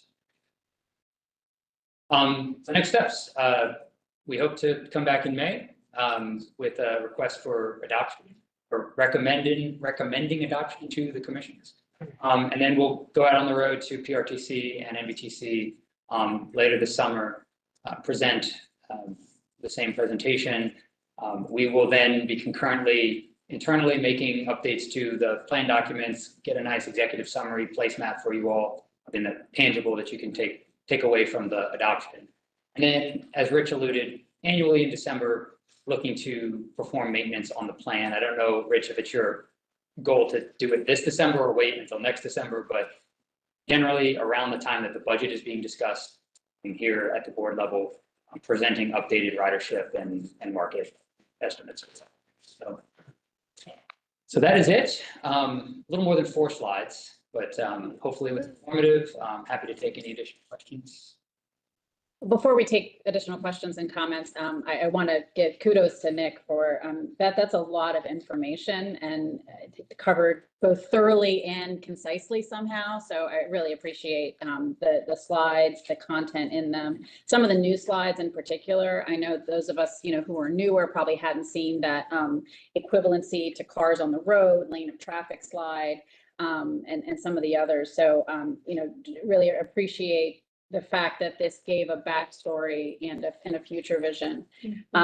Moving into any other conversation, I think what I'm just struck by of late is, I keep thinking about what are those board members in 2050 going to say about us? What are, kids in school today who are, in still alive and running these trains in 2070, going to reflect on with us? And so I appreciate the practical, we have to be practical about our money and our funding, but I think we also have to step back sometimes and be visionary and be conscious that people are going to be riding these trains in 2050 and cars are going to cost much different things then, and gas is going to be priced much differently, and climate change will have impacted everybody's lives. And so I would just encourage us and to be conscious of the obligations when it comes to funding and the budgetary decisions, but also the investments we're making now and the vision that we're making possible is going to be reality for people, in 2050 and in 2080. I took a train earlier this week, which sounds so odd to say, from Glasgow to Dundee. And it's basically a VRE train that I took. It covered about 80 miles, as the crow flies. It took me about an hour, and it was incredibly easy, and it was full of families and business people and tourists like myself. And I actually showed up early at one point and just got onto an earlier train. It was hourly bi-directional service. And I just walked up and said, is this train going to Dundee? And got on. And so I appreciate there's fundamental differences about how our network is built and how people move around, but also why not have a possibility of a version of that where a family can, hop on a train in 2050 and travel 60, 70 miles together on the train in either direction. So that's what I'm trying to, keep in mind while also weighing the very important, budgeting and investment questions. Mr. Stork. Thank you, Madam Chair. Really speaking to that point, what did the folks in 2000 project for 2025? Because I know that past isn't a prediction of the future, blah, blah, blah, right? But it does give us some sense of maybe where we are, at least too big, too small, whatever. As you did this, you must have looked at least at past projections and plans and how do they line up. I'll give you one nugget to that point. There was a lot more federal contracting in certain neighborhoods of Northern Virginia, like Crystal City, than there is today. Employment patterns are really tightening up within a half or quarter mile of metro stations of high capacity like VRE. So, I think that's a trend that is largely being driven by the investments that, our predecessors have made in the transit network, and how that has continued to become traffic gets better, traffic gets worse. As traffic gets worse, people realize this is an option. That's one example where, we just see, if you're going to, start a business, if you're going to, open up an agency location, it better be near transit. And that has become way more important now, that the roads have become more congested than they are in 2019. So I think that's one. I've got a couple more, but I think that was the one that stuck out to me the most. So. Are they close where we are in 2025? Were those plans? I couldn't say, from a population perspective, things have changed. I think, generally speaking, the regional body, COG has backed off of some of the more aggressive population and employment growth forecasts, but the region's still projected to grow pretty healthily, and primarily because of the folks out in, the outer jurisdictions. So, and there's just a lot more land to develop, a lot more housing that can be built, and even employment that's happening, employment growth that's happening in Manassas and Fredericksburg. So. Last point is, I know there's a reason the percentages are in here, but when you're projecting huge percentage growth in Spotsylvania, et cetera, by order of magnitude compared to the total population, it's small, and you may have a similar growth, if you will, in Fairfax County, but because percentage-wise, it's not right. So I would like to ask that there be some sort of sense of the total population expected, not just percentage, to give us a sense of what that. Yeah, that's a really good point, and I neglected to mention that in the market analysis. So we actually incorporated some census data, some American Community Survey data, and so that looks like real hard numbers. It's like, there's 100,000 people today, there's 120,000 tomorrow. Here's what that does at transit riders. So we did actually include that. The slide with the growth just kind of shows the relative scales, but you're absolutely right. If Fairfax grows 1% and Spotsylvania County grows 10%, those could be similar numbers. Ms. Bonke. So I just want to go back to, because I continue to hear it all the time, and I know my colleagues in Fredericksburg and Manassas hear the same thing, and Supervisor Hayes is in here since she's out of town. But can we get, because your presentation is phenomenal. Let me start with that. Really great. I echo everything that Sarah said. But, you know, our constituents are continuing to ask about the weekend service. And, you know, there are people in our area that just refuse to get on the interstate on the weekends because they just don't want to sit in the traffic. And so in some respects, it's kind of hurting Northern Virginia because I think that, you know, we would have a lot more meals tax and sales tax. Is there any way at some meeting we could do kind of just a high level of what's happening with our whole weekend service? What are the challenges that we have right now? Just so we have in our mind, kind of, where are we? What is really realistic that we can tell our constituents? Because they all think it's gonna happen, you know, this fall. Because we've been talking about it for a long time. Right. And so for me, I feel like I need better information, better data that I can communicate to people.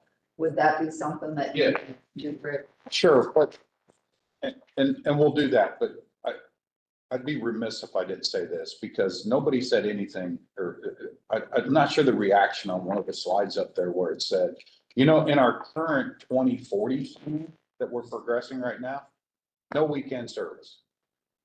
And it's not because it wasn't asked for before, but the host railroads, the freight railroad, I can tell you, anytime that was brought up in the past, it was a flat no, right? What's happened since is that with transforming rail in Virginia and subsequently the acquisition of the Manassas line, is that at least contractually, and I'm going to emphasize that contractually, predominantly with transforming rail in Virginia, is that there is a set of infrastructure improvements that have to be made before VRE could do weekend service, Saturday and Sunday, okay? That's a couple years off, right? So again, just to kind of put that into perspective. What we started here a year and a half or so ago was, okay, we understand that contractually. Is there any way that we could get out there and do something, like on a Saturday, and do some limited service? So as the rest of you know, that's what we've been working towards, knowing that, and frankly, at the time, host railroads wouldn't even talk to me about it until they had some positive sign from this body that, you know, that would be something this body would support. And the positive sign was, okay, let's project some level of a Saturday service and get it in our budget. Okay, that was indication number one. But things have evolved since then as well. The projects up and down the corridor have matured. There is a need for work windows. There's a need. And as you know, the last several months, I was telling you that professionally, I would not start a Saturday service with all the issues that Washington Union Terminal were having, but specifically because they were going in and correcting those issues on the weekend. So anyway, still a lot of moving parts. I mentioned earlier about the potential for putting VRE passengers on Amtrak trains on the weekend. We're working on that right now. Yeah, okay. Right now. We had a call a couple of days ago on that. So there's a couple things going on. To your point, I can do that. But for the purpose of the long range planning and stuff, I just want to let everybody know contractually, we have the ability to do that, but these planned infrastructure improvements have to be put in place. So anything before that, that's just something that we're trying to work on that would be, you know, a complement, if you will, to the region, as we all know. But I do want to emphasize, we've heard this for years, right? Even back in the day with the current 2040 plan, when the region was saying, hey, what about weekend service? We didn't put it in the plan because frankly, at the time, the host railroads' heads would blow up if we had it in a plan, right? No, we're not going to support that and don't even put that in the plan. So anyway, just wanted to put that a little bit in there. That in the sounds like context. Trader Joe's when we try to get them to come to staffer. They're like, They're no. like, no. No, that was like a hard no. In fact, they get up and walk. We talk about it all the time. Anyway, but Ms. yes, Fox, did you have another comment? that's an answered yes to your question, but I just wanted to set I that. know it's fair, It's, but yeah. there's a lot of moving. The coast railroads thought of VRE and continues to some degree to think of VRE as an exclusive commuter service and not actually a link service, so a transportation service. They think of an auxiliary. They don't attach to VRE a legitimate growth trajectory, but they limit it to a notion of service they have, they command. Now, we are defining a different vision here, and that actually gets, more real as VRE acquires the assets, or at least the software deal over the assets that it needs to operate as the service we want it to be, right? So. I want to, yeah, I want to make sure Tom's, if she had another comment before I move to Ms. Young. I was trying to find out what an Amtrak ticket costs, but having some difficulty. But the preliminary search is almost double, and it doesn't make any concessions for children. And, one of the things that we had up there was equity. And so when we're talking about substituting Amtrak for VRE on the weekends, that isn't as affordable for our families as VRE service. So I don't know if we can work out some kind of deal with them, for weekend service, but if we're going from Fredericksburg to DC and it's going to cost me alone over $20 one way, and I'm bringing probably my husband and, now, and when our kids were little, probably them, that becomes a much more expensive trip. And if we're talking, and, I was looking at southbound traffic on my way up here for today. If we want to take some of the cars off 95 and we want to encourage that kind of, back and forth traffic between Northern Virginia and, down at Fredericksburg, Spotsy, that's cost prohibitive is what I'm saying. But once again. Yeah. When these planned infrastructure improvements are done or completed in a couple of years or whatever, then that's more in our control. Mm-hmm. For sure. I'm trying to do something in between that. Absolutely. Mike, others have been working on this as well, so. Let me let Ms. Young's been waiting patiently. I'm not Debbie Downer at all. Supervisor Bond, we have heard you mention this in some of the meetings before when she talks about bike trails and I want a bike trail over here in Leland Station or whatever. One of the things, and I think the only person that here around the table, and if there are any more people, then fine, but Mr. Caratonis, when you mentioned Scotland, and yeah, why not? The vision that you have, Europe built it that way because that's how we traveled. Here in America, it's all about cars and planes, suburban sprawl. So the mentality of the individuals has to change. We could build it and hoping that they will come. But somehow, maybe Nick gets it and gets on his bike, and maybe 20 years from now, Nick, you will say that we tried.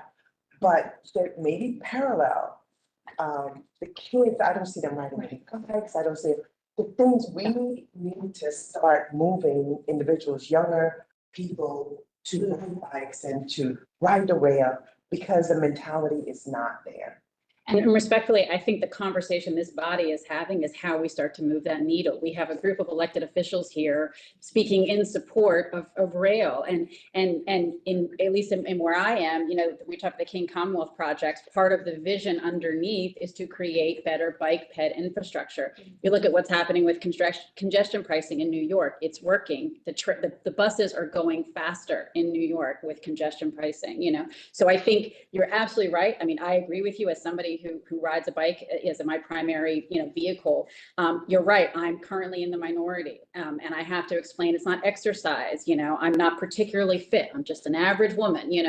But this is how we move the needle. We do make these small investments. We do have elected bodies sort of demonstrating support. Nick's slide that I cherish deeply is the one that shows, how many lines of trucks this is getting off the roads, how many tons of carbon this is getting out of the air. So I agree with you. We have a different dialogue to have in the States, but I believe we should have that dialogue. Yeah.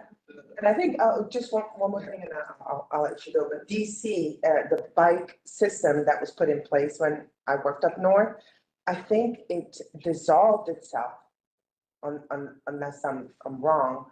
They put it in and it just didn't work, because you just couldn't expect people to do it without helping them. Actually works. It's a generational thing. They went back and did it again, okay, good, Yeah, and it's actually better than ever.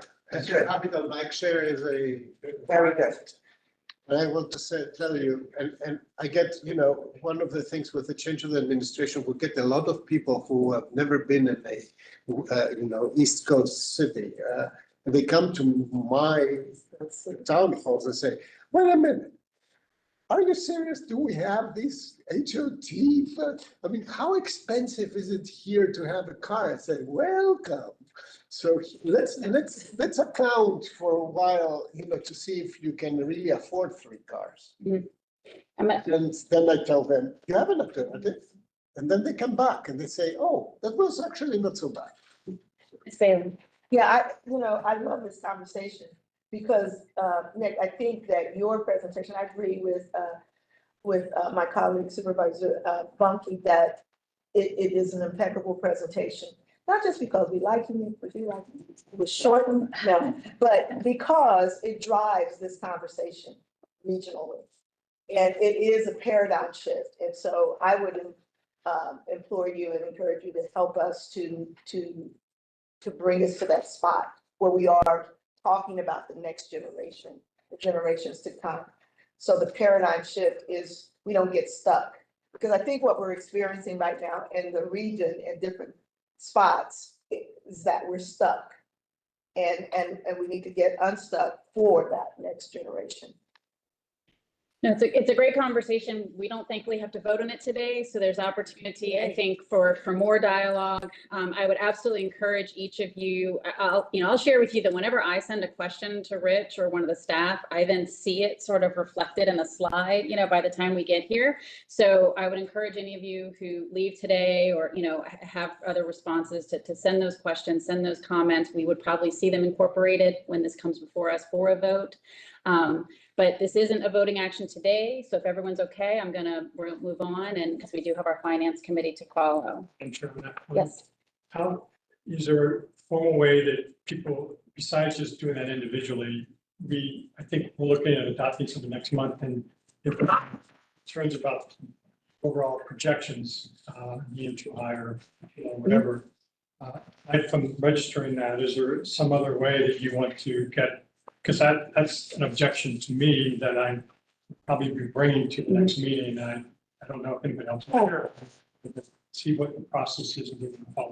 Could there be maybe an online portal where everybody launches their questions in there and then we can see what other people are asking and Maybe a shared spreadsheet with, to the degree it's fully conforming. Yeah, so I'm always hesitant, and I'm going to prick the general counsel's ear a little bit. I'm always hesitant to suggest sort of any kind of written, circulating things around amongst us that I don't know the formalities of. But what I will float and ask staff to sort of consider and maybe send back to us in another week or two is something as simple as an FAQ that gets circulated. Like if people do have questions that they know today or within a week or so, I'd ask you all to prioritize getting those in.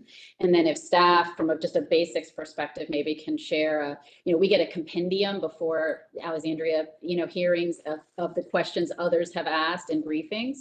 So maybe if we can create some sort of compendium that can be circulated in advance of the questions and the answers, and try to circulate that, a reasonable amount of time before the next meeting, if possible. Okay. Do we have something for the citizens right now? Is there something? So do we know what questions they ask besides the one that comes to us at our meeting? Like whatever We have a- see? We have a comment section and stuff. Maybe we could download that. Yeah. I would like to see what they're. Yeah, and I mean, go ahead. I was gonna say, let me do a couple things here, and simplicity may be worthwhile here just because of time and stuff, but let me just ask this. send me, directly email me any questions or concern individually. If you guys could do that, say by next Friday. Let's just say that. Send it to me by next Friday, okay? I will take everything that you send me, and if you don't mind, we'll send you a couple of reminders. We send you a couple of reminders. I'm going to be out of town. We will not be sending. I will collect all of that, okay? I will collect your comments. I will then also take whatever comments, to your point, Dr. Young, I will take all the comments from our, from the region and stuff. I will compile those into what is standard an ops board memo that I would send to you in between board items. You'll get it all in a memo. Why don't we do that? And then we can have other, I mean, even if there's some one-off conversations or something like that, but I think, to your point, that's a standard process for us. And then to the chair's point, some things may be obvious and maybe we're not highlighting it, but we've considered it. We can make sure that's all lifted when we come back to you next month. And maybe we just distill it down to, here's a consensus on where we were headed with our recommendation and maybe where we should make some modifications. That could be the discussion next month. Yeah, that could be the discussion is let's discuss where we're not aligned, if you will, instead of where we are aligned. Yeah. Something like that. Does that work for That's everybody? great. Okay, Okay, that's what I commit to do. so with that, I'll sir, look for a we though. Yeah. The other part of we, since Leslie's not gonna be. Oh. Okay. so with that, we're gonna have Rich give his spending authority report. Yeah, because you wore Nick out. He sat That's down. right. Thank you, Nick, sorry. That's not easy to do, so. If you have any questions about the spending authority report, glad to answer those at this moment. That's my spending authority report, Madam Chair. All right, so ops board time. So again, thank you all for the robust conversation. I did Yeah, that's reference my little, my train journeys around Europe last week. And like I said, I appreciate Ms. Dr. Young's point about it being, its core being built off something different, but I think it has something valuable to contribute to our vision. And that's what I hope to bring back a little bit with me. Ms. Fuller. Oh, you're gonna start here. Okay. I don't really have anything to say other than, that I think this board is such a special board because we have those robust conversations, tough conversations. And, I would encourage us to continue so, but I also I think it's value when we, really talk about the paradigm shift and where we're going, with VRE. Thank you, Madam Chair. Happy Easter. Yeah. Thank you. And I would just say, I've heard comments from a couple of members of the NVTC board that this is one of those big deals, right? This isn't a narrow thing. This is next 20, 30 years. So I want to make sure that we've also, if there's anything we can gather from them, obviously, and not only that, their approvals are going to be necessary. So making sure that we have an understanding of what that is as part of our deliberations next meeting, I think is also important. So, Perfect. No specifics. Happy Easter, everybody, and for those who celebrate the end of Passover as well. So. Yes.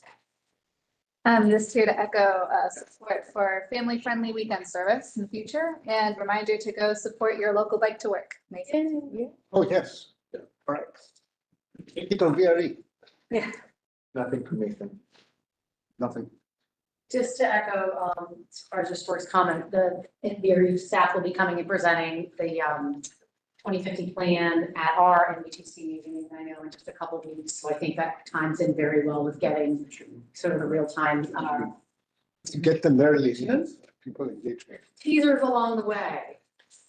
We've already been doing teasers. I think there's going to be teasers along the way, but having the conversation in advance, the commission has been doing that. And so I appreciate that you guys have taken the time to get there.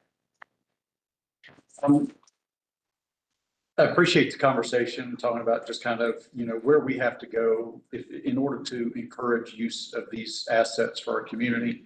On this coming Wednesday night, our planning commission is taking up the development, which takes the part of my district to the highest density of development, with 1,000 units around our mall, which incidentally is an active mall. It's not a failing mall by any stretch. It's 96% filled, but it's also within 2.5 miles of 2 VRE stations.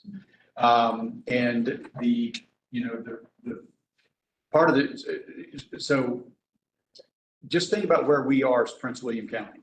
We're 20 years behind Fairfax, but we're 20 years ahead of you guys.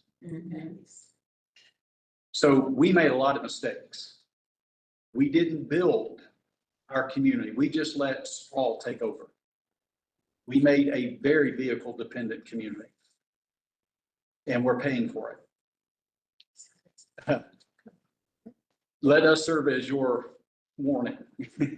Start thinking about, don't wait 20 years before you figure out how to build your communities around activity centers. This was a whole new concept in our comprehensive plan that we passed 2 years ago. Build your activity centers now, which drive your transit, which drive your walkability, which drive your mobility. Yep. Rather than continuing to just allow neighborhood after neighborhood after neighborhood and shopping center after shopping center after shopping center just spread out everywhere. Because that's never going to facilitate the kind of growth and development that's going to utilize these assets. I was just sitting here looking at the population for my magisterial district. The smallest segment of my district is between the age of 19 and 35. Who would benefit the most? You can't, those folks in that age group cannot afford to live in my district. And so we're going after that. But that also means I can't bring business to my district because there's no starting salaries. Everybody's at mid-level salary or above.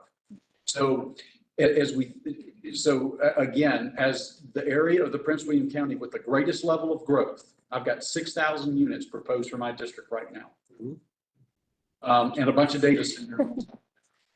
Mine is the one that does. Learn from us. Learn from us. And I'm happy to talk to you about that and just kind of how we're starting to try to figure out how do we better build out our community to leverage the $30 million we're spending on OmniRide every year as a county and leveraging the assets of VRE. Like I said, we're building a lot in that between Manassas and Broad Run, which hopefully will continue to help drive patronage to VRE. So again, open door to share that with anyone. Thank you. Sorry to get preachy. Can you top that, Ms. Holmes? Thank you very much for today's meeting. Thank you, Nick. And great train race, May 4th. If you have, it's for 17 and under, it's for kids. So if you have little people, it's adorable. And good time. Thank you, VRE, for that. Awesome. Thank you, Madam Chair. Happy Easter to everyone who is celebrating and really happy to be here. I believe the presentations and all the reports, are very helpful because not only they give like where we're going, but also a little bit of the history, and I get my questions answered right away. So I truly appreciate the work. My ask is as we, think about equity and inclusion, just keep mind on trying, to continue the outreach. I believe the VRE is already doing it, but the outreach to the non-English speakers. Northern Virginia has a lot of Latinos, but we do have other, non-English speakers.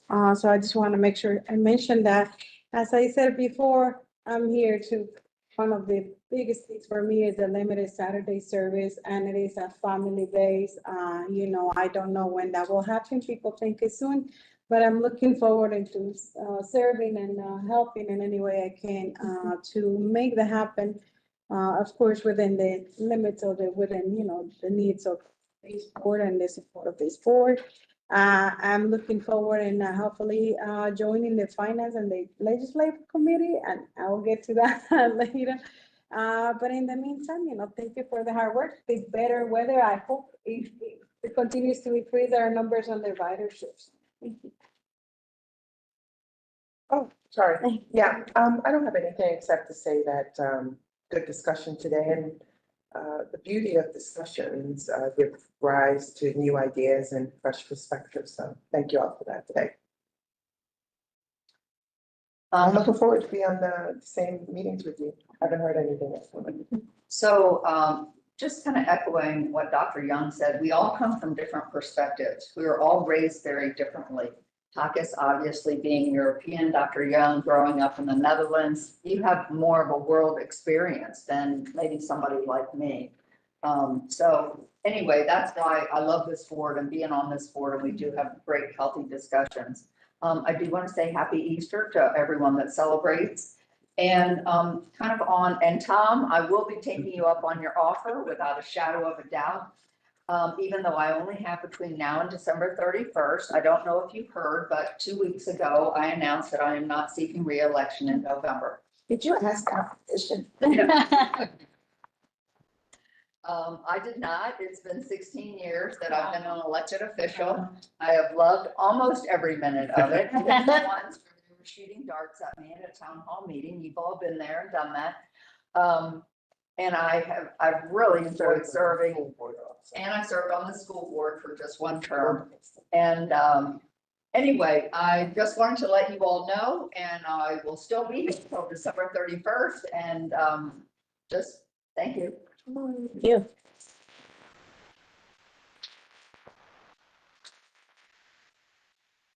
Well, we'll have to properly vet Ms. Bomke before the end of her time here with us. And I think with that, we're adjourned, but let's take, I'm going to hand off to Mr. Stork, who's going to chair the Finance Committee meeting. Do you want to get started at 11:30? Can we start like less time than that? Because we just need a couple minutes to clear the room for anybody who's not referred. 5 minutes. Yes. You good with that? 5 minutes, 11:28. 5 minutes. 11:28. Do what the man said. I did. It was amazing. Amazing. Just. Everybody else. Support my.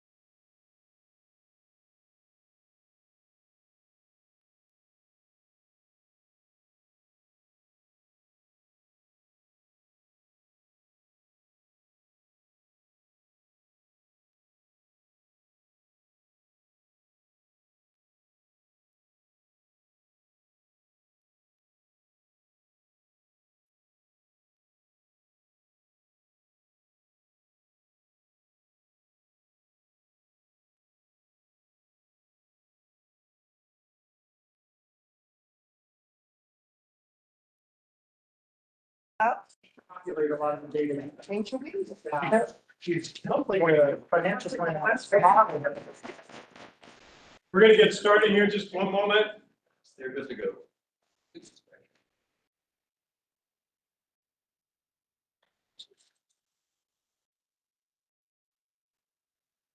Thank you all very much. I know we're, at least for me, I have really need to be out of here around noon, so I think others have maybe the same challenges, but this meeting is something that we're gonna have talked about for a while because we know that there's so much of our 2050 and our plans in general are a function of what can you afford, right? It's, that's where the dreams meet the reality of what's possible. And so Mark's here to give us some sense of what that is, and we can then have a conversation. And obviously that'll give us a chance to take it back to our own respective boards, MBTC, et cetera. And then we'll be more informed when we come back here and have this conversation for 50 months. So with that, I'm going to flip it to Mark. Yep, thank you very much. A few opening remarks. One, we have some sandwiches and chips over here. I know it's getting towards lunchtime, so thank you all for staying late and joining the committee. Please, I want to say thank you to Kate. She's going to jump in here a little bit as part of the conversation. So for that, I will note also our marketing team has been working on a sort of branding refresh for VRE, and I have been given the sort of special dispensation to do the first presentation with the new sort of branding look. So if any feedback that you have on how the presentation looks, you'd be very welcome. And then the last one, which is really sort of getting into the meat of it. I'm not going to overwhelm you with a whole bunch of charts and percentages. We have one chart in particular at the end that we'll spend a lot of time on because I think it distills down the issues that we're facing here. But I think as we continue through the system plan process and through the SJ28 process, we can continue to give you better, more numbers, just like Mr. Stewart was talking about. So we don't think that this discussion today is like the end of the discussion. So we're going to hit sort of three topics during this. One is just sort of, I'm really using Nick's presentation today as a jumping off point. Nick is talking just about what is the system plan. I want to combine system plan with the SJ28 study that's happening now at the regional level, regional and state level. We'll talk a little bit about how those two link, where we are with the SJ28 effort, and then we'll flip back to talking a little more specifically about the system. And then we'll see where that leads us. So the SJ28 needs study and our plan. So the SJ28 recommendations, their report, all of that is due at the end of this calendar year in anticipation of the 2026 general assembly. That they will be able to take the recommendations, take what the committee, subcommittee, I guess it technically is, what they've been able to pull together and use that as the basis for legislation next year. In order to identify sources of money that can be a sustainable way to support transit long-term, you have to have a projection of what your needs are. That's not just VRE, that's WMATA, that's OmniRide, that's all the local bus operators.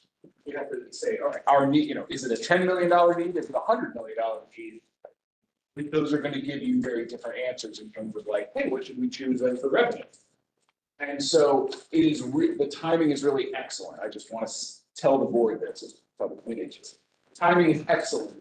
We are on track to adopt this plan in June and July, and then be able to take what we're planning to do and put that right into the SJ28 work.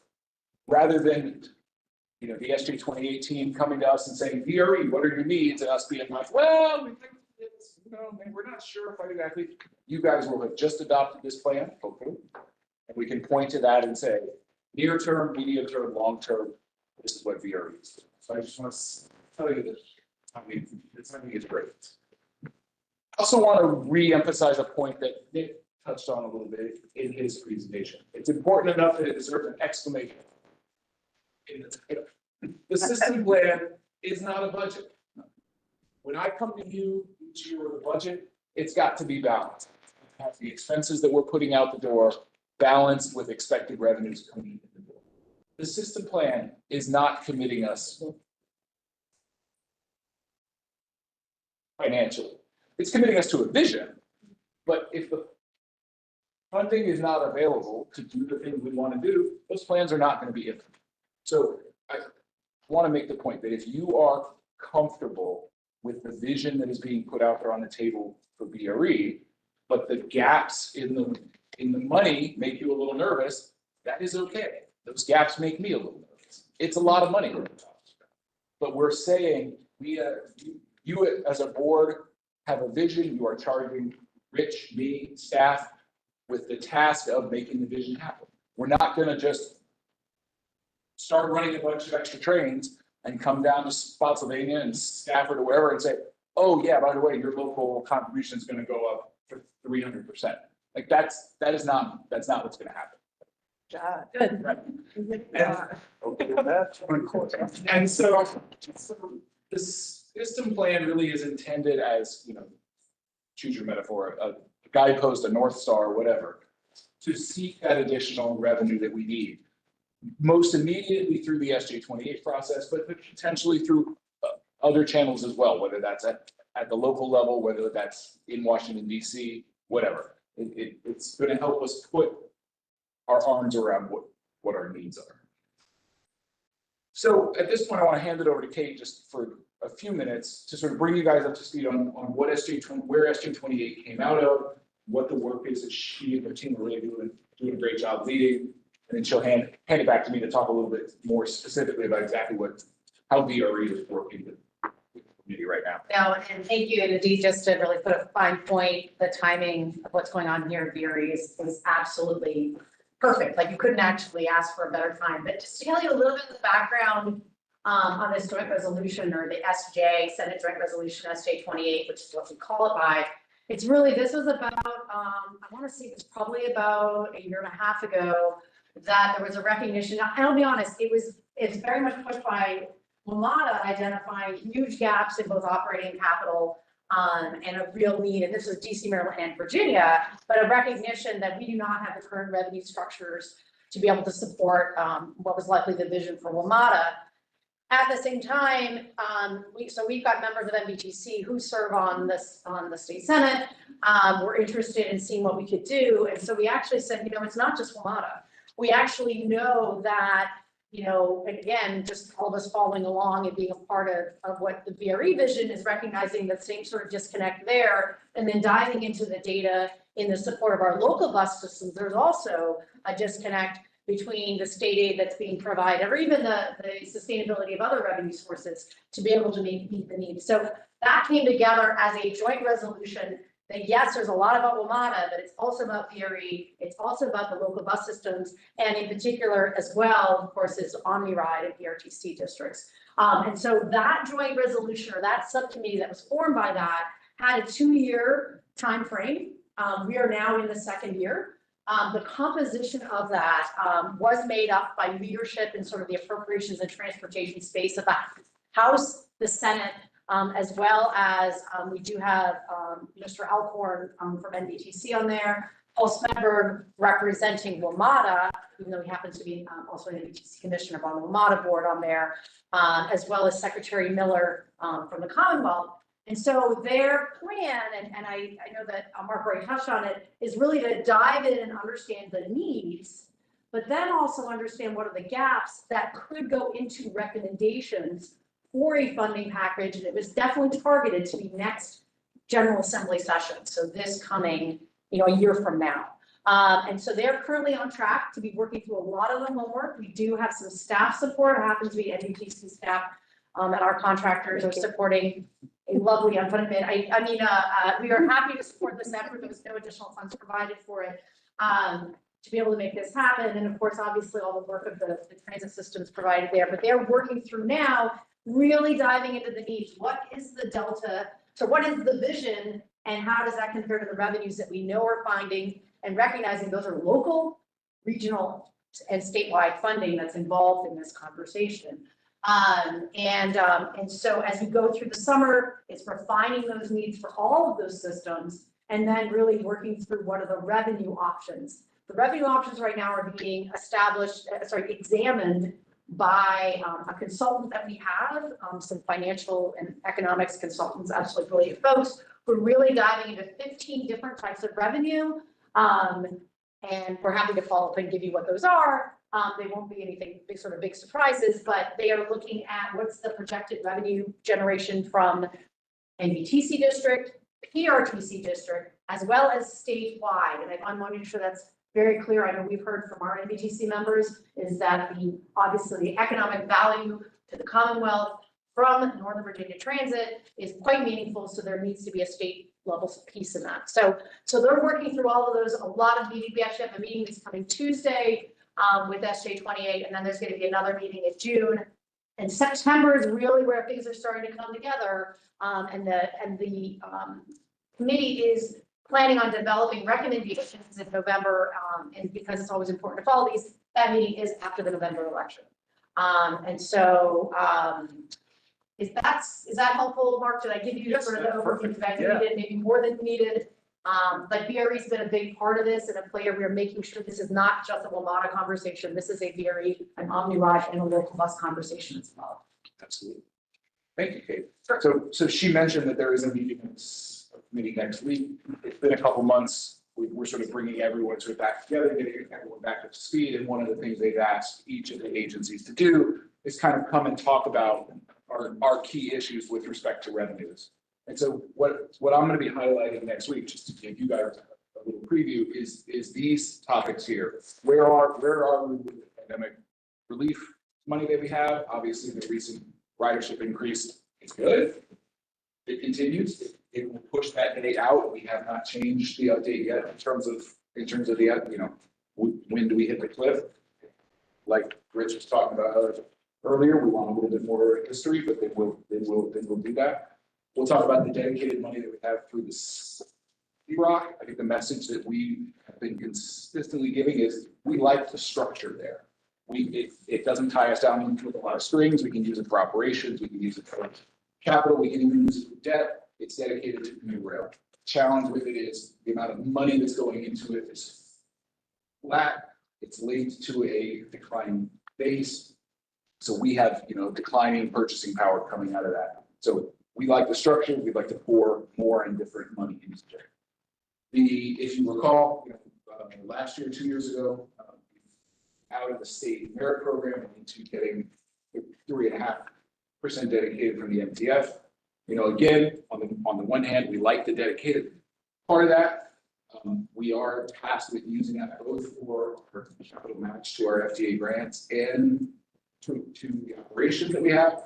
As we ponder VRE getting bigger, this is not going to grow proportionally with what our needs are. And even just the base that it's growing off of, the MTF is generally growing a little more slowly than VRE's costs are growing. So again, kind of the structure is good.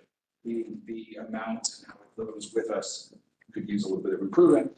And then, as you all were just nodding your heads when I was sort of joking, not joking before about the local contribution, you guys have a lot of competing needs, and the improvements to VRE that we are talking about here are not going to be born. We are hoping that you guys will be able to continue making your contributions and the value of VRE, but there is no way that it is going to be on your shoulders. Yes, ma'am. Please. Well, how many slides you got? I'll be quiet until the end. Okay, I'll shut up. I'll wait till you're done. Okay. So now getting back into sort of jumping off from where Nick was. I think it can't be overestimated that I'm really thinking about 2030 and 2050 very distinctly. I think the 2030 plan is like the natural direct result of all the capital investment that we are currently doing and the VRA is currently doing. These are going to significantly increase, the capacity, the reliability, all of those things that we need.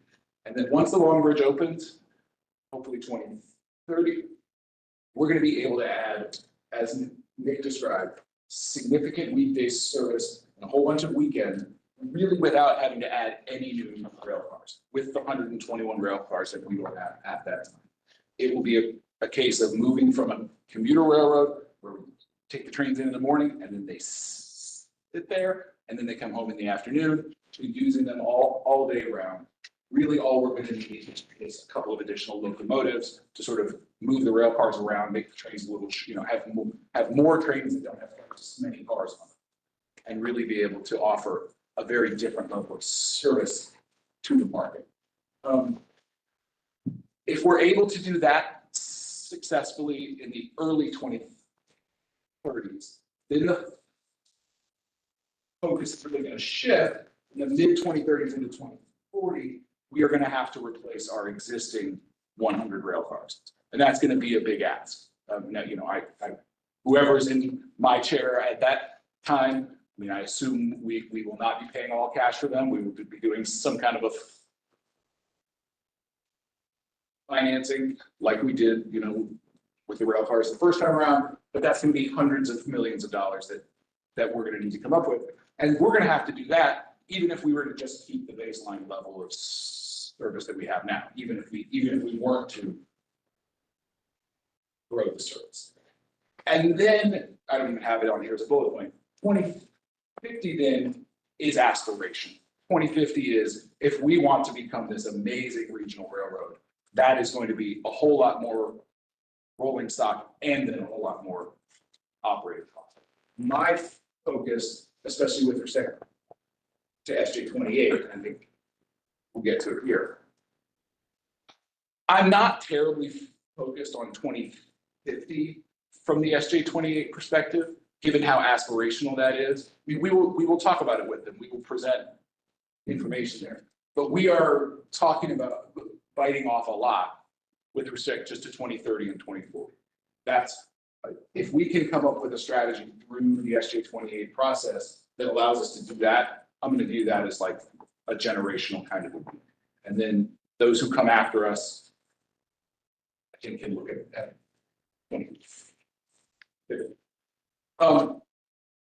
So splitting it between capital and operating, I think is helpful, because another takeaway that I'd like you guys to take away from this is that we have capital needs. Don't misunderstand me. But the primary challenge that we're going to be dealing with in terms of the SJ28 kind of an effort is operating. And Nick, I think, made a good point with respect to this. Our 6-year CIP, going out through 2030, 2031 is mostly already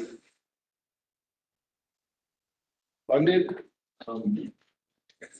The investments that we need to make once Long Bridge is in place, once all of our sort of TRV investments are in place, we need to buy some locomotives and maybe put in some crossovers. From a capital, now, of course, we have to keep doing the EAM and the FAM. We have to keep our equipment in state of good repair, keep our facilities in a state of good repair. But in terms of like expansion capital investment, there's very little that we're going to need to do.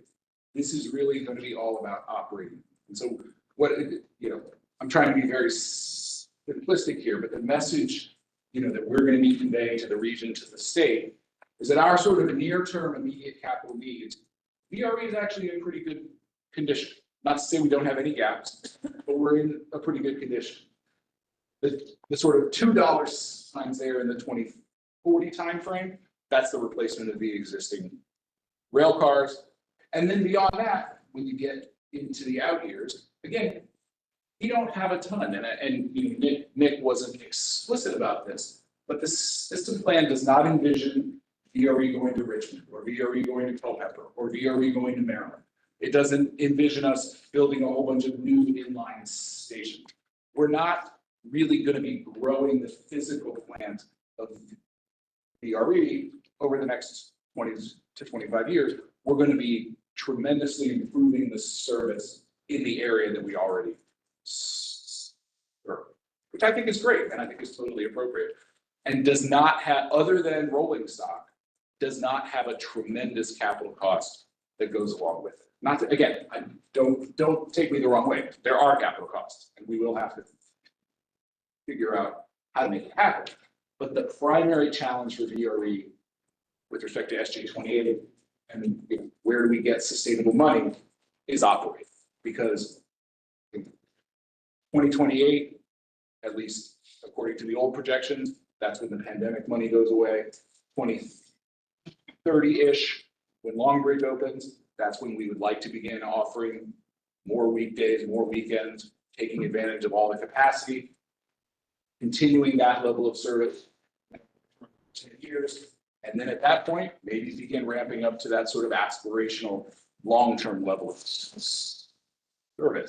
So again, I'm intentionally being sort of qualitative here, but I would view, the $1 sign 2028, that's, okay, how do we plug this hole?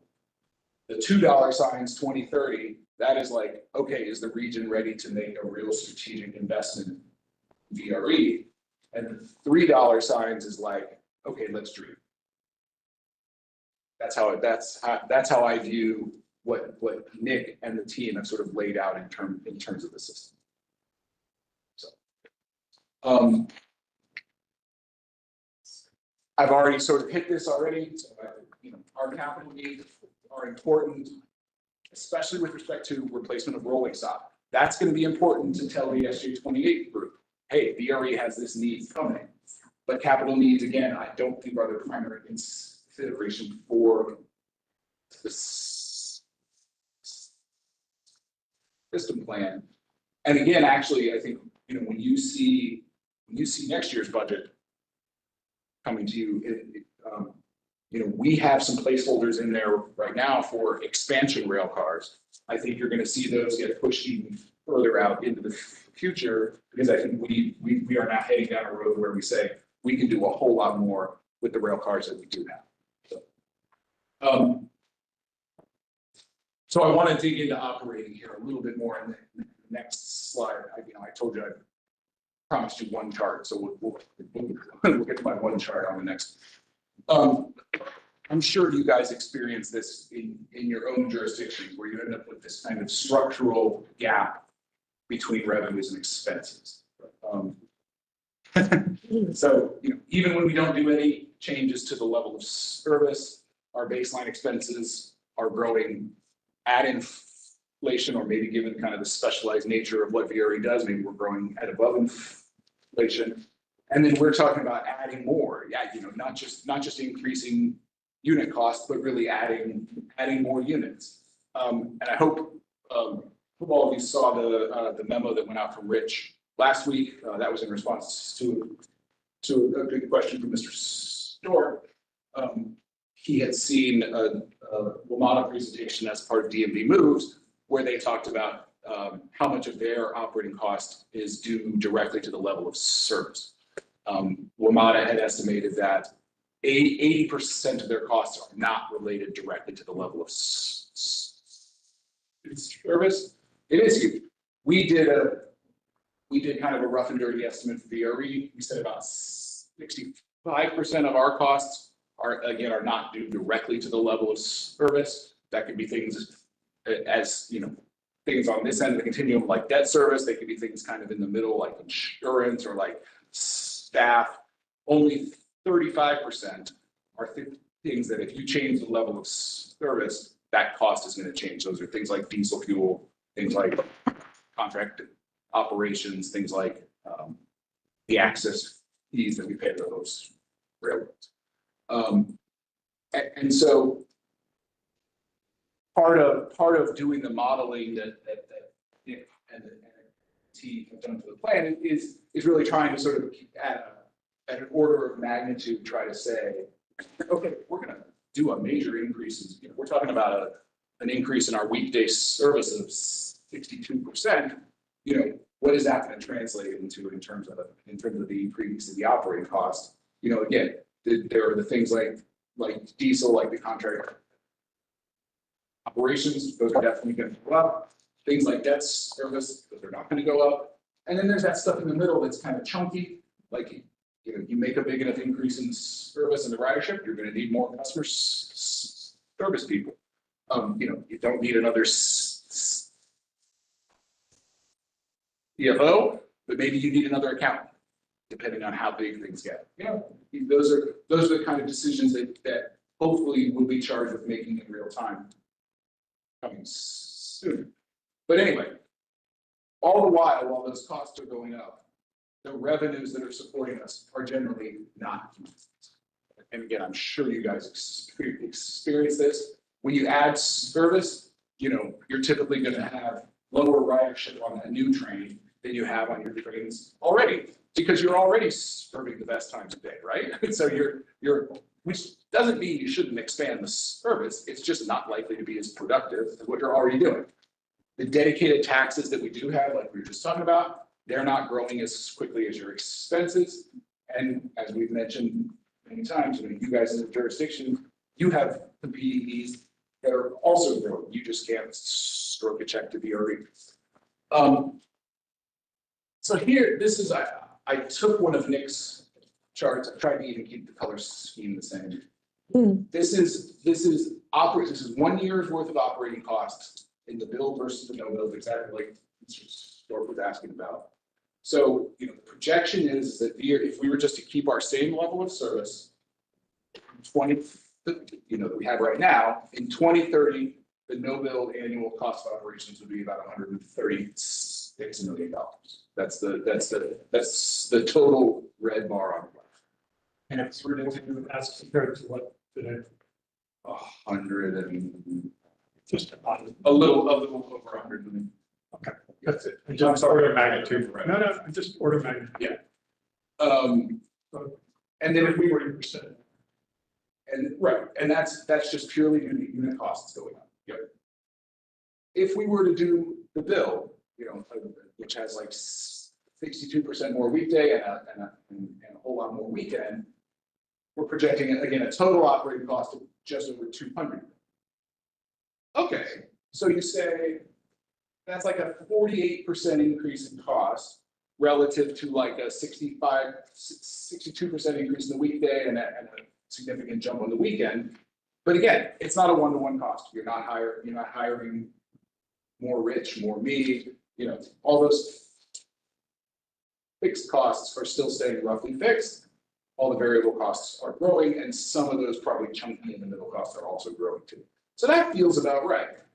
But what is down there in the lighter color at the bottom is, okay, how much of that operations is not covered by expected revenues? So in the no bill, about $43 million would not be covered by expected revenues. That grows to $83 million in the bill, because those revenue sources are just not, so you're getting almost a doubling of the gap, even though you're not doubling the amount of service that you're providing. And your costs are only going up by half, right? So we're adding 62% and more service. Our costs are only going up by 48%, but the gap that we have to cover to make this happen is almost double. And it's just the nature of those taxes, those passenger revenues, all of those things not growing as quickly as the service cost of what we're proposing to put. So I'd like to actually, I have to pause here because this is my last slide. But I hope that digging into I think this is like a distillation of kind of the issue that we're going to face here in terms of coming up with, we're going to have a structural gap that we have to deal with. This is pinkish rose color. But if we want to do this system plan, the gap is growing even more than what we're talking about increasing in terms of roads. Oh, sorry. No, and then Chair. Can I ask one broad question? So is there an alternative revenue source? And I know that part of what people are looking for is there something out there? So do you know of an alternative revenue source that's better aligns with the growing need and or demand versus what is currently aligned, which has this gap in? I don't want to prejudge what the what the subcommittee is gonna come out with in terms of, they're, the best ones are very broad, rather than like, like a TOT, like a. Yeah. Like a hotel tax is very narrow, you want it to be broad, you want it to not be too volatile with respect to the economies, so that if the economy goes down, all of a sudden you're like, oh my God, I have no money. You want it to grow with inflation as much as possible, and then hopefully have some real growth on top of that. Yeah, I was gonna say, so right now we have, consulting from looking at 15 different revenue sources. And in addition to literally what's the return, it does get at even there's even, sort of the conditions that we want to present to the subcommittee of, is this more regressive than others? What's the nexus to transportation and the demands on the system? So they're looking at them through a whole bunch of different filters, but that data is not ready yet. One of the things I can say is that of the revenue sources that are being identified, some, literally the bang for the buck is far more significant. I will just tell you this right now, the retail sales tax blows everybody out of the water when it comes to literally, I know it's obvious to all of you, but many of the other ones, and I'm gonna see if I can pull them up here, because I fear I don't want to say the wrong things, but they're probably things we're used to hearing about, whether they be, vehicle sales tax, gas tax, and other things like that. They are a meaningful part of a potentially a diversified revenue stream, which is another conversation. Would you want everything all reliant on a single revenue stream because of the positive negative? But they may be, unless you cobble together a lot of them, you're still not going to get the same as you would with something like a retail and sales tax. But we do have very smart folks doing this analysis, and so it's going to be coming out a little bit later, probably previewing to SJ 28 as we get into the summer. So, yeah. I'm gonna keep it questions pointed and responses pointed, and then we will get to hopefully everybody, and I'll be done in about 15 minutes or so. Question pointed, what are the driving forces of the gap? So that I can imagine there are some that are really hard to deal with, assumption based. So what? Yeah, I mean, if you're thinking about the revenues that are going into it, the MTF is projected to probably grow a little bit below inflation. The jurisdictional contribution is growing at most inflation. Passenger revenues, again, you're not keeping up the fare box revenue that you currently have on the system because you're expanding into, slightly lower productivity times a day, things like that. So again, all the different, our revenue base is made up of a bunch of different layers, right? And all of those different layers are sort of growing slower than the costs. So it's not just one thing that's causing the gap. Right, but the gap as a percentage of the total stack. Yes. Is not so dramatically changing. It's changing, Yeah, that's true. I mean, it's getting bigger, but not like hugely bigger. So if system number one can carry this gap, then system number two should be in almost the same position to carry this gap too. I mean, I'm not saying that we are always trying to carry this gap. A gap is a gap is a gap. Well, if I see that, I take your point. If we were to have VRE 2026 on there would be no gap. Because we have to have a balanced budget, right? Right. But as soon as we get to 2028 and the pandemic money goes away, then you'll have a gap that appears. And that's the question. The question is, what are the hard, intractable causes of that? So causes that we cannot change without, the extra money from the SJ. Or I think, given the experience in the last 2 months, the trend on ridership and passenger revenue is in the right direction, which again, I hope with some more experience, we'll be able to push that date upon which the pandemic money runs out further into the future. But I don't think we're quite yet on a path to getting back to pre-pandemic levels of ridership. And so I think there will be kind of an intractable gap there, apart from what we want to do in terms of the system. Thank you. What Rich said this morning, we're a third of the way away from where we could or should be pre-pandemic. About 16,000 riders a day versus we're at about 12, let's say. Okay. Then real quickly, in terms of, this is a remedial question, but an impactful, but impactful. And those are useful. So understanding, the impact that this will have in terms of total contributions to this task force and how we go about this. Prince William County is not represented in on the list. And that's, given the direction that we're going in, that's problematic for us. It is. And so I've mentioned this when a year ago when the task force was being put together. I know we have representation in terms of VRE and I know, but it's still, when you talk about total contributions, it's not going to bode well. I'm just putting it out there. When you come and you ask us for money and our opinions, but we don't have a seat at the table. So I'm saying that so that I want it to be known. This is not the first audience that I've said it in. This is probably a safer audience than I said, because I said the day that it was voted on. And that is a concern. And so in terms of advocacy, when you talk about us moving forward, and it's necessary for us to move forward, but to have a voice, an advocacy voice in that, and making sure that our fiduciary responsibilities are adhered to, not just at VRE, but countywide, that's important. So I just, I'm saying that to this audience as well. Thank you. Right. My question goes back to what Takis asked about. And if I remember correctly, when we were looking at the budget, we were doing kind of an analysis. You had done some comparables for us on how some of our fixed costs had really increased. And if I remember, one of them had to do with insurance.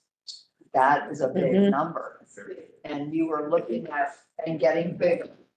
So I would think that would be a big component. And you were looking at some conglomeration, so to speak, in going together with maybe other transit agencies in the nation that are experiencing the same thing. But I remember that being a biggie. That is a biggie. Our team just got back from London, talking to the underwriters for next year. Oh, awesome. In state legislation, we think that'll have some impact. I know they've been looking at that, talking about it, so. That'll save us about $100,000 in terms of the tax that will get passed through to us. But in terms of, and again, it has nothing to do with VRE and our record, it's all about the capacity, right? We're just being told that the premiums are going up because the capacity is constrained. I appreciate the presentation, and a lot of these are like big idea kind of things, and I have a small idea kind of question. But when you talk about replacing the rolling stock in 10 years, like it has like a 10-year lifespan, does our decreased ridership not impact that at all? Or are they still making the same number of trips, and so that's why it's 10 years? Like it doesn't increase the possible lifespan of any of that? So and that's a great question, because there's multiple factors involved. And try to take 60 seconds. How's that? Sure. So we establish useful life benchmarks for both locomotives and passenger cars. Useful life benchmarks are, how long are these vehicles going to last? We established those 20 years for locomotives, 30 years for passenger cars. One of the limiting factors, and we've already experienced this at VRE, and I'll give you just this one example. One of the limiting factors is when a passenger rail car ages, there gets to be a point where costs to retrofit that passenger car to current standards costs more than going and purchasing a new one.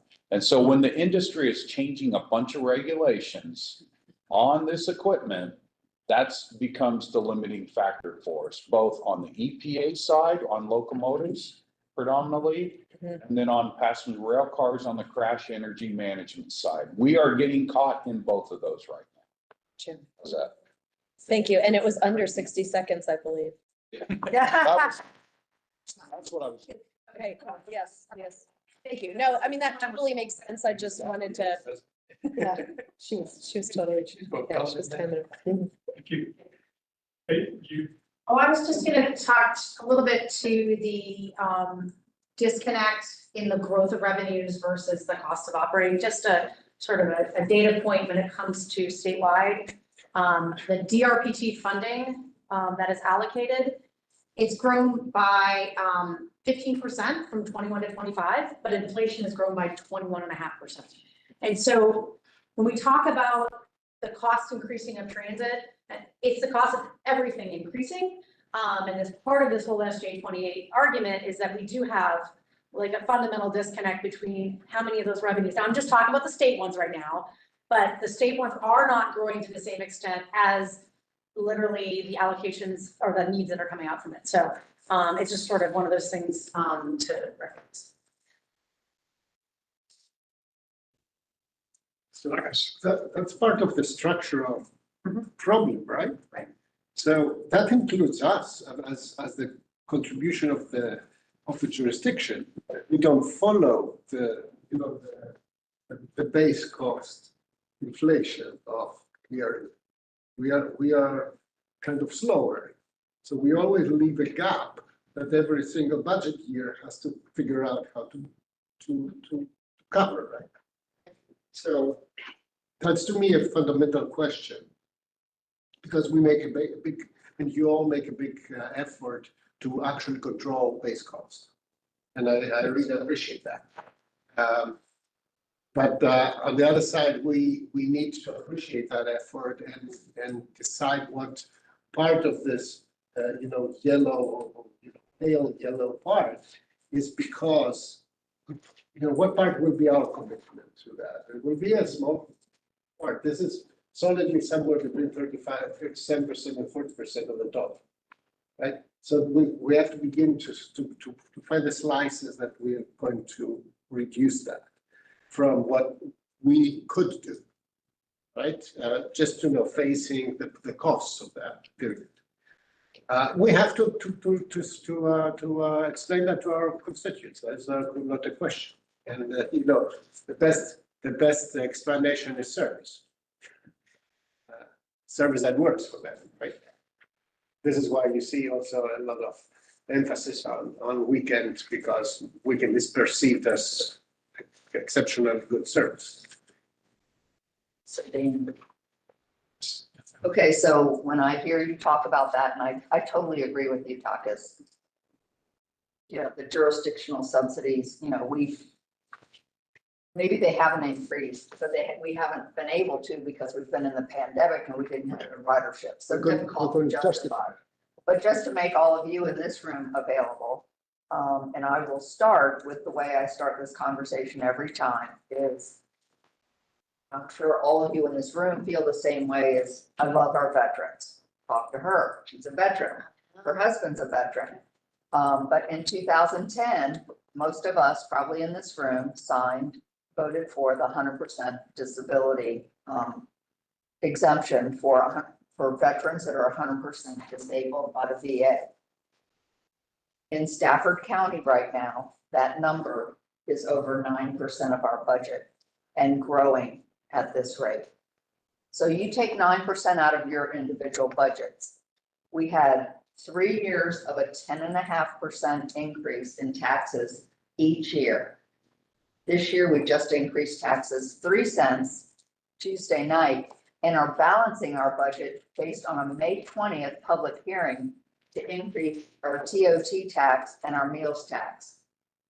So we are going to the state to say, this is not sustainable. The entire 100% exemption for the VA people that qualify and take advantage of it right now in the state is 250 million. Stafford happens to have the highest percentage. And then it goes down from there, I don't know, Hampton Roads, Virginia Beach, Prince William, Fairfax, you're at 37 million. You guys were at, Percentage, but the dollar amounts are. yeah, yours was at 50 million when Jeff McKay mentioned it a couple months ago. And nobody that wants to take anything away from our veterans who have served our nation to the best of their ability and given their lives. And we're sitting here today because of them. But we have to look at, for somebody like Stafford County, people are moving out of our county because they're not being able to live here, right? It's reality. So what we have going on in our community, and we're looking at 28 million next year. Our Commissioner of Revenue has made these projections. So when we talk about jurisdictional subsidies, that comes to my mind, has nothing to do with VRE, but I'm at least educating you in the room about an issue that's, important to Stafford. So thank you. We see that too, because it's a condition-based and not a means thing, so that's. Right. Other comments specific about the presentation and conversation and how this relates to 2040 in a sense. We talked a lot about that in relation to this, but that's really more of the focus 2030, 2040 is, 2050 is more aspirational, as you've been saying. So those are critical differences that we're focused on more than 2030, 40 issue. And I think the issue is even broader than that. If you hear me and my constituents, I talk all the time about the fact that Fairwest County gets back 22 cents on the dollar of what it sends to Richmond. And even if you add in the state colleges and universities and prisons and employees, we get back less than 50 cents on the dollar. So, and if we got back just 1% of that, 1% of that, we could reduce people's taxes, their property taxes by 20%. So it's a real number that I'm constantly thinking about. And our tax rate, our property tax rate is much higher than pretty much anybody around here except the city of Alexandria. So so it's a real issue around the state. We don't get those income tax dollars. You don't get those income tax dollars. They all flow to Richmond. 3/4 of their budget's made up of income tax dollars. Northern Virginia in general, including obviously Stafford, we continue to be the engine, if you will, the locomotive, if you will, the economy, and we don't. Those things they're not coming back our way. Maybe Stafford gets a lot more than 50%, but I bet you don't get a full buck back either. We get a full dollar back of what you send. So those are real issues that dramatically affect subsidies and support for things that we need to keep growing and improving our economy. So those are serious issues that I know are broader than what we can deal with, the ones that are real that we know affect what we do at VRE. I know we have, please, I know we have to go. I just quickly, when I mentioned about Prince William County, it was just from an advocacy standpoint. Mark, you know what I'm saying? Advocacy, I just wanted to reiterate that, not making us the focal point, but from the advocacy standpoint. Our job is to try to blend and put all those things together and come up with a consensus that supports the continued regional development. In DRE, I think we're all here because our elbows on the table. We recognize DRE is a huge part of our future growth and prosperity here and development in general. So thank you. Thanks, Mark, Rich, thank you, team. Appreciate you guys being around the table very much. All your work at the beginning of this time. Any last comments or words from anybody? Trains are cool. Trains are cool. Please take a sandwich with you. You won't have to ask me. All right, thank you. Please adjourn. Did anybody lose a snack with a pen on there? No. No, Here.